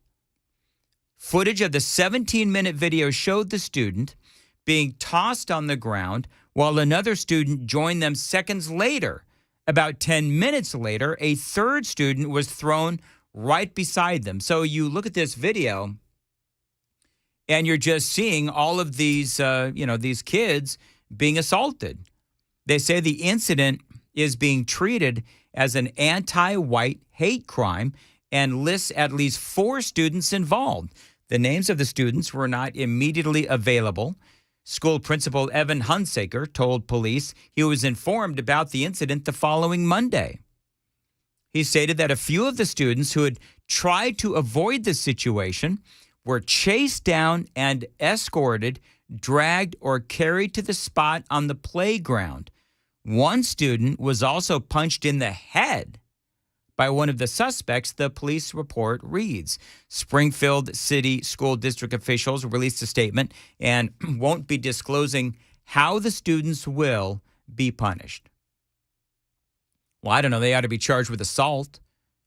I don't know what, when they say it's elementary school, what does elementary school go to? Is it sixth grade? I don't know. This is where did I say? This is Ohio. So I don't know in this particular district how far up elementary school goes, if it's sixth grade, fifth grade, whatever.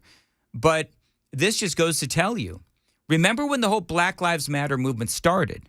And don't get me started on Black Lives Matter, but remember when the whole thing started, where you had adults, roaming around major cities across America and demanding that white people, get on bended knee and say Black Lives Matter. And, of course, the whole conversation, and I'm not going to get into it again because, good Lord, I'm well past this topic. But everybody knows there is a difference between the sentiment, Black Lives Matter, and the political organization of Black Lives Matter. But putting all of that aside, this is just horrifically wrong. And you would think that this would be something that would be covered in all the major networks across America. But I myself have not seen that, but this is from the Daily Mail and coming out of Ohio. I would just like to see, I'm really going to pay attention to what happens to these kids because this is absolutely wrong on so many different levels. And sadly, there's a fair number of people in our country who believe that these kids should not be punished at all. This is part of equity, don't you know? This is part of diversity, equity, and inclusion, I'm sure, part of what they would say. And so when you teach this kind of stuff in schools, and when you have activists for parents, you have activists on the school board, this is the kind of thing that happens. Because you see this kind of crap all over the country, right? You've got racist school boards that want to teach, diversity, equity, and inclusion, 1619 Project, and all of the rest of that nonsense. And so when you continue to teach that stuff and you castigate parents who have a problem with those kinds of things being taught and you label them as terrorists, domestic terrorists, well, then what does that tell the kids? It tells the kids that they're okay to behave in this kind of a way and force white kids to say Black Lives Matter, and if they refuse, to get beaten up on the playground. This is horrific. And I would like to know what the progressives think of this story. Do you stand by this kind of a thing? What would Joe Biden say to this story? 8:15 on Nashville's Morning News. Time to check the roads from the Paul Winkler Investment WTN Traffic Center.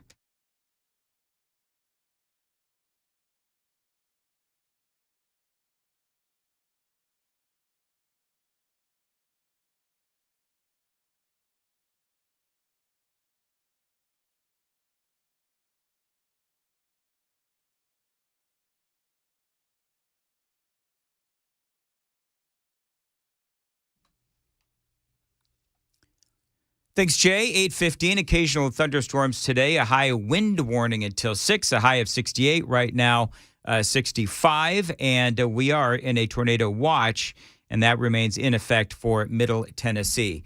So the president under fire for his comments earlier in the week. I shared you this story yesterday. You remember this mom. Her name is Rebecca Kiesling, and her sons died after taking fentanyl during the Trump administration. She had this testimony in front of Congress earlier this week. I mean, it's unbelievable. You would think that one death from fentanyl coming across our southern border would be enough to sound the alarm. 100,000 die every year, and nothing's being done. Not enough is being done. Numbers are going up, not down. And you talk about children being taken away from their parents. My children were taken away from me. Very compelling testimony. And President Biden, this came up, and you know the story. Marjorie Taylor Greene tweeted out that he was responsible for the deaths of those two young men because of all the fentanyl that's coming across our southern border. Well, then Biden gleefully pointed out that they actually died during the Trump administration. She was very specific recently, saying that a poor mother who lost 2 kids to fentanyl, that I killed her sons. Well, the interesting thing is that fentanyl they took came during the last administration. Yeah, and it is that chuckle that people have been outraged over with the president, because it is, and I said this yesterday, it is inappropriate for the president, even if he is right, and he is right on this. Marjorie Taylor Greene, she shanked the tweet. There's no ifs, ands, or buts about it. However, the president, as I pointed out yesterday, there's absolutely no reason to chuckle because of the amount of fentanyl that he himself has allowed to come into this country. And so the mom, Rebecca Kiesling, when she heard that chuckle, heard around the nation and around the world, she was ticked. He starts to laugh and says that, well, it turns out that they died before I ever even became president. Really? This is how you speak about the death of my sons? Because a congresswoman misspoke? You mock the loss of my sons. How dare you? What is the matter with you? I don't know. How much time have you got when you ask what is the matter with Joe Biden? And she's absolutely right. I mean, she brought up what I brought up yesterday, the massive increase in fentanyl coming across our southern border. And she was absolutely on the attack, and the president deserves it. And then what about the 22% increase in fentanyl deaths since you became president, since you changed your policy at the borders? That represents tens of thousands of U.S. citizens who died under your watch, an increase in tens of thousands. And that represents even double that number of the parents who are suffering. Yep. Are you going to keep laughing about those who did die under your watch? Do we have to bring them in so you can look them in the eyes and laugh? What is wrong with you? This is unacceptable, and our president needs to apologize to me. And listen, it is righteous anger that she has, because it seems like the president, and we've seen this before, we've heard this before, they don't take the problems on the border seriously, and that's the bottom line. And so when Cringe Jean-Pierre was asked about whether or not there would be an apology coming, her reaction is almost as infuriating as the president's chuckle. And I've got that for you coming up before the news on Super Talk 99.7 WTN. The Super Text line is open, by the way, at 615-737-9986. Dan Mandis here for my friends at LT360. If you are tired of taking medications and you want preventative health care that's going to help keep you healthy as opposed to treating you when you're sick, you've got to call LT360 today. Now, you know my story. They helped me lose 65 plus pounds, and I've been able to keep it off thanks to LT360 and their incredible programs. What can they do for you? Well, call them to find out. 615-815-0390 for LT360. They've got the highest success rating out there in helping to prevent and fighting off the symptoms of chronic illness. So you've got to call them today and find out exactly what they can do for you. I'm going to tell you right now, what they're going to do is create a custom program that is customized just for you. 615-815-0390. Find them online. As always, tell them Dan Mandis told you to reach out. LT360.com.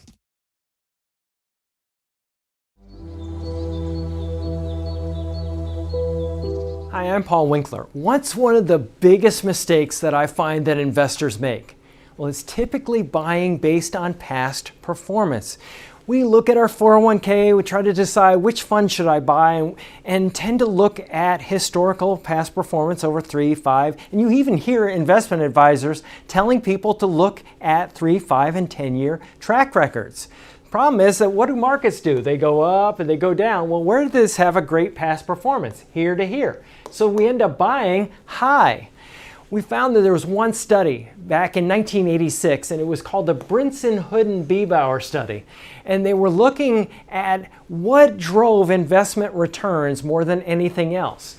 And the study sort of looked like this. They said, stock selection, about 4% of investment differences were due to stock selection.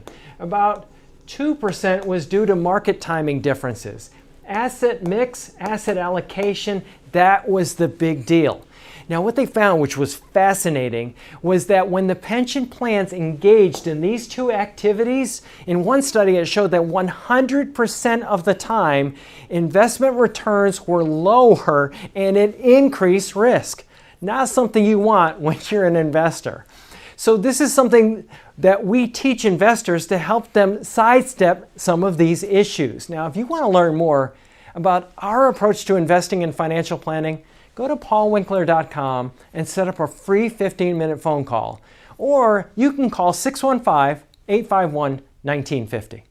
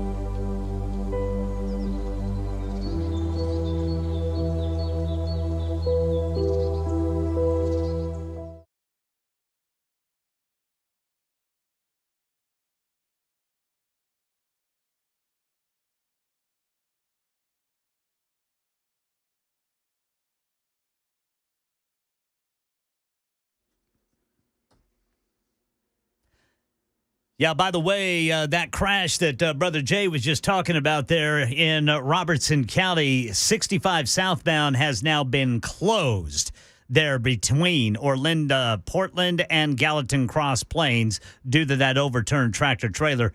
Highway Patrol said it is fully engulfed in flames right now. So 65 southbound closed right there as you come across the Kentucky border. We're under several weather threats. We're going to break them all down for you coming up at 8:30 on Super Talk 99.7 WTN. Thank you, Ken. 8:27, Nashville's Morning News on Super Talk 99.7 WTN. So the big question from this mom that lost her 2 sons to fentanyl, will President Biden apologize for chuckling at the notion of her sons dying? It was, they passed away under President Trump, not President Biden. I've been telling you the story over the last couple of days. And so Cringe Jean-Pierre was asked about this, and would there be an apology coming from the president to Rebecca Kiesling? When it comes to this president, I believe the American people knows who he is fundamentally because he's been around for some time, and they have watched him go through grief. They have watched him deal with really personal loss. Oh, stop it. So now they're bringing up Beau Biden. You know, every time the president seems to get himself in a little bit of a pickle, they play the Beau Biden card. Enough already. And so this is a president that understands that. He expressed sympathy for her last night, and his heart goes out to any person who has to go through that type of trauma, that type of hurt.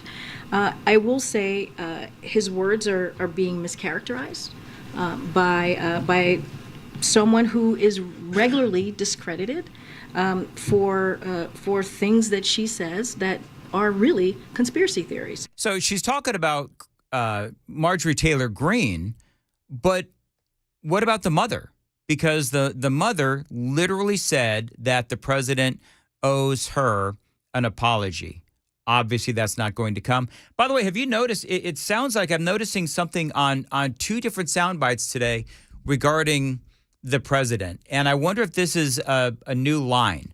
So when the president does something that people don't agree with, or there needs to be some clarification, it seems like what Corinne Jean-Pierre, her answer, part of her answer is going to be that the American people, we know Joe Biden, right? She just said it in this soundbite. When it comes to this president, I believe the American people knows who he is fundamentally because he's been around for some time. Yeah, he has been around a long time. Too long, frankly. I've been around since dirt. But then in another answer to another question, she said the same thing. When it comes to this president, I believe the American people knows who he is fundamentally because he's been around for some time, and they have watched him go. So that seems to be like the new line, which is, you know, the president, you know what he's been through. He's been around for a long time, and I don't know how that is supposedly some sort of a defense against the kinds of things that the president does. By the way, coming up during the Gang of Three Amigos, I believe that we need some comedic relief. So we'll be playing some more audio bites from Senator John Kennedy speaking at CPAC, and also Pamela Furr will be joining us as well during the Gang of Three Amigos. She'll be here with a special announcement. Looking forward to hearing from Pamela as well. So got a lot more straight ahead. It is Nashville's Morning News on Super Talk 99.7 WTN.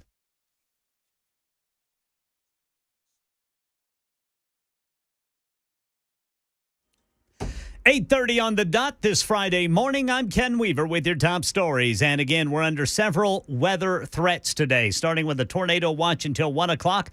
That's for the western half of Middle Tennessee. It includes Nashville, Hendersonville, Murfreesboro, Mount Juliet, Lebanon, Shelbyville.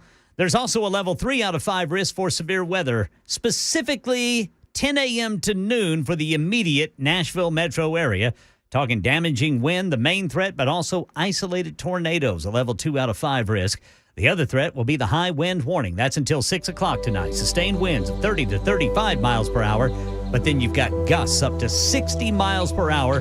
That's not good for power lines or high-profile vehicles. Got the full forecast, traffic updates in 5 minutes.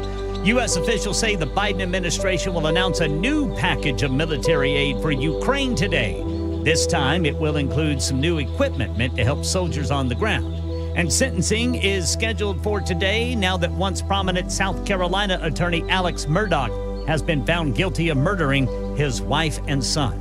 Market Numbers Report brought to you by Beacon Capital Management, beaconcm.com. Here's Jim Ryan. Investors hope to shake off the doldrums that dominated the early part of the week. Before the opening bell, Dow, S&P, and NASDAQ futures were all higher. The major indexes advanced yesterday. The Dow Jones Industrials rose 341 points to close just above 33,000. The S&P and NASDAQ composite both gained 0.75%. Walmart is opening 28 more healthcare centers next year. They'll be located inside Walmart supercenters in Texas, Arizona, and Missouri. They'll offer a range of services including primary and dental care, behavioral health, and audiology health. The retail giant will run more than 75 health centers by the end of next year. Inflation is forcing American beer drinkers to cut back. The world's largest brewer reports a global drop in sales at the end of 2022, and North America saw the steepest decline. Anheuser-Busch InBev says steep prices helped to boost U.S. revenue. Company president says beer remains resilient. All right, 2 minutes into the trading day. Right now, the Dow is up 87, S&P up 16, NASDAQ up 54.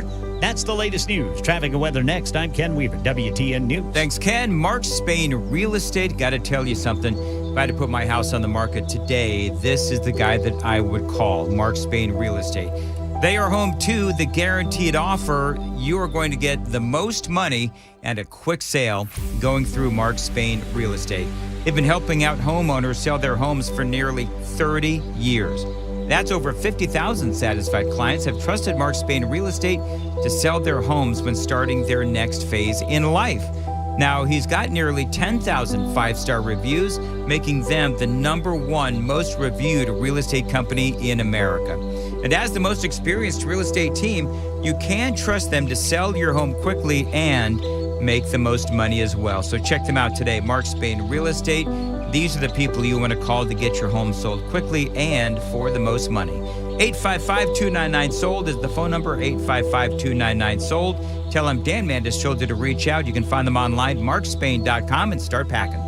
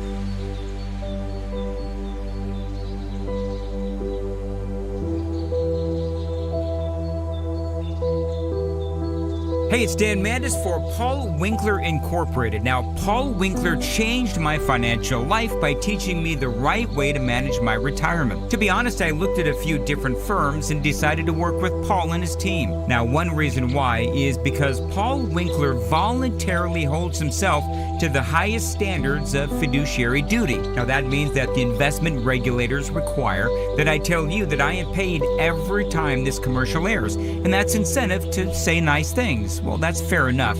But here's the deal. I'm a client of Paul Winkler myself, and I wouldn't have chosen them if I didn't believe in what they do and how they work. Now, I like that their investing philosophy is evidence-based and not someone's opinion of the day.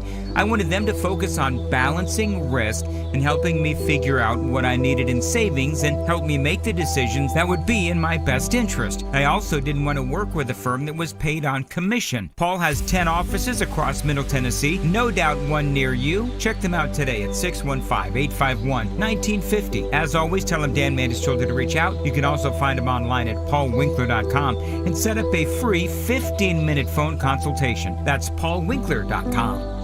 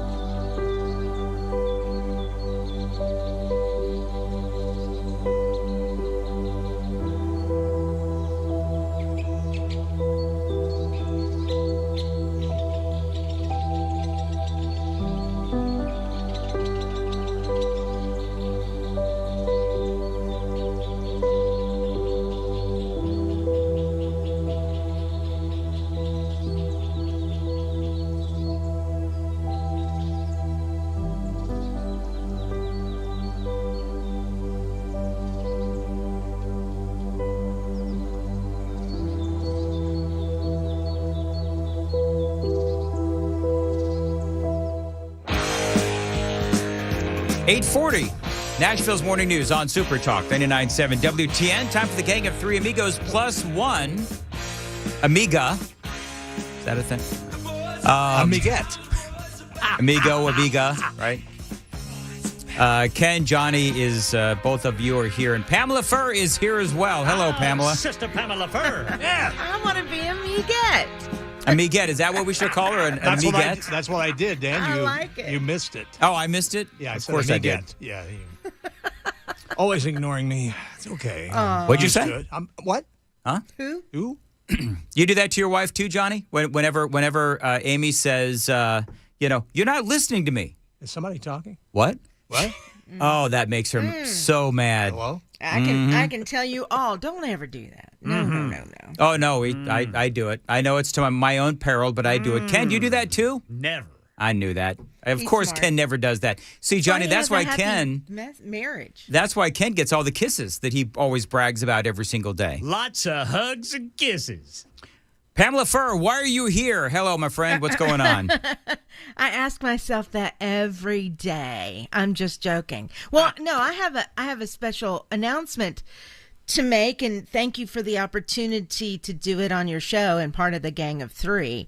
Some may or may not know I'm involved with the Tennessee Radio Hall of Fame, and this year the board of directors has decided that Phil Valentine will be part of the legacy class of 2023. Cool. Wow. Yes. Cool? Valentine. Yes. It is about time. He's been nominated, I can't tell you how many times, just in general, for the Hall of Fame and never quite made it in. So I think they're right, in my opinion, I think they're righting some wrongs here by inducting him this year. So we've got a ceremony coming up July 29th at the Mule House in Columbia. I don't know if you guys have ever been to this I've been to the Mule House. I love the Mule House. Is it not gorgeous? Yes. It is a gorgeous place. And the guy who owns it is actually a former colleague of ours, Blair Gardner, who owns that place. Yes, so, from After Midnight way back when. Mm-hmm. Okay. So anyway, it's just very a radio-friendly kind of venue, but it's July 29th, and we might be able to allow fans of or friends of Phil to attend. What's great about the Mule House is they have a balcony area that has a ton of pews and that sort of thing. So even though it's a dinner ceremony, we may be able to open it up to the public for that kind of stuff. But regardless, July 29th, Phil Valentine will be inducted. So does that mean that Johnny gets to give a speech? Because can I just say, if I may, Johnny, this is a big kudo, obviously, to Phil Valentine, but also to Johnny. Yep. Yeah. Because Johnny, you were and remain a big part of Phil's legacy. Yep. Yeah. No, and we've talked about it, Johnny B and I. Yeah. In fact, one guy I hope that somebody can get a hold of is Terry Hopkins, who a lot of people say that Phil and I were a great team, but in my humble opinion, the best partner he ever had was Terry Hopkins on WLAC-FM when they did music radio together. They were fantastic. They were funny. Oh, my gosh. Terry Hopkins, one of the funniest people on the planet, and him and Phil together, very funny. Well, that's how I became familiar with Phil, was listening to him as a DJ, playing music on the soft hits on 106.1, wasn't it? Yeah. WLAC-FM. It was 105.9, actually. There you go. 105.9. I apologize. Yeah. But yeah, so when I first came to town, listening to him on WLAC-FM, I was a big fan. Your class FM. Yeah. That's what they called it. The Class FM. Class FM. They also had, because they did everything. When Phil first got with them, they even had like a butler. Everything was very high class, I dare say. I say. Yeah, it's very. They had a butler? Yes. Ogden the butler. Awesome. Yes. Was this like a bit? Yeah, he was part of the morning show. But, I was going to say. But no, even the stuff they gave away was very high end. Okay. At that time. Mm-hmm. Yeah, it was very cool. And then they changed management, and then Phil came up with an idea, since they were cutting budgets, that they gave away this thing in the morning where they said they were going to take folks to Paris in the Concorde. And it was Paris, Tennessee in a Chrysler Concorde. Oh, that's awesome. That's good, man. See, that is Radio Hall of Fame material right there. I also heard one other funny story about Phil, and I'll shut up. But we had a general manager here he was a little bit of a bully. He had a cigar, and Phil was in his office waiting for him. I was told this by a salesperson. And they said when this gentleman came in, he was very gruff, and he slammed the door when he came in. And when he slammed the door, Phil shot up like this and went, "Sir, yes, sir." It's funny, Phil never did that with me. Well, Phil liked you. That was the difference. He respected you and liked you. I don't think you slam doors. No, you don't. I love the stories about all of the consultants. Yes. That would tell Phil how he needed to do his show. And we're going to have to tell those stories at the ceremony, I think. And, always at Hall of Fame ceremonies, there's kind of like a "This Is Your Life" video presentation. So we're going to have to pull all those kinds of stories together. I mean, it would take, honestly, the greatest stories will take an hour to tell, I'm sure. So we don't have that kind of time. But but just all these. We're going to celebrate his life. Yeah. It's going to be, like I said, a celebration, and his family will be there. Johnny B obviously has to be there, and all of you here at WTN. I was going to say, do I get to go? Yeah, absolutely. You have to buy your ticket. But yes, you are allowed to go. It's going to be a really great time. And there's a lot of other. How much are the tickets? Well, we'll talk about that later. So, they're going to charge me double just to go. Mandis wants to go. It's twice the price. It's twice the price. But I will tell you, and I can't reveal who yet. Johnny B knows. But there's actually someone else going in the Hall of Fame that where Phil Alive would think it is the coolest thing that he's getting inducted at the same time as this individual. My time has finally come. Well, I mean, it's the legacy category. Are you deceased? It's the legacy. Getting ready to say, Brother Dan Mandis. I don't know if you want that. I don't know that you want this one. Well, it's pretty obvious we're all going to have to die before we get in there. And even then, it's not guaranteed. It's not guaranteed. We may still have to pay, even if we're dead. Well, exactly right. Then. Anyway, so it's pretty cool, and congratulations to Phil and the family, and to Johnny B and everybody involved. And I am looking forward to seeing the family at the event on July 29th. Absolutely, yeah. And they are aware, so this is, you guys are now the second group of people that get to know. All right. Very cool. Thank you, Pamela. Yeah, and thank you for getting him in, Pamela. I know you were I was pretty vocal about it. Well, good. No, well, it should have been. Pamela not a wallflower. That would never like happen you. with No. me. No. No, you wouldn't. All right. Well, thank you for letting me be a part of the Gang of Four. Yeah, you got to hang around for what Brother Dan Mandis is going to play here. Yes, it's very good. Well, you guys going to invite anybody else into our little club? Sure. Do I get a say in this? I'm just kidding. Pamela's always welcome. Well, but I got to go now. Oh, okay. Oh, well. Wow, she can't even. I think, gentlemen, we've been big-timed by little Pamela Furr. It's true. And, oh, man, you called me little, and I love it. You're Thank short. you. You just complimented me. You're my best friend now forever. Get that on tape.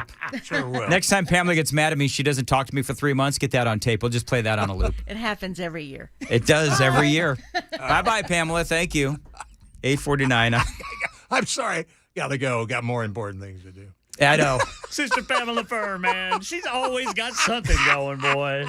Tell that iron's in the fire. She says, no, I'm going to let you go. Goodbye. Boy, and even this is a nice, I'm glad he's finally getting in, but man, I wish he could have done so when he was alive. Well, it's like Susan Lucci, with the daytime Emmys. It's the same thing.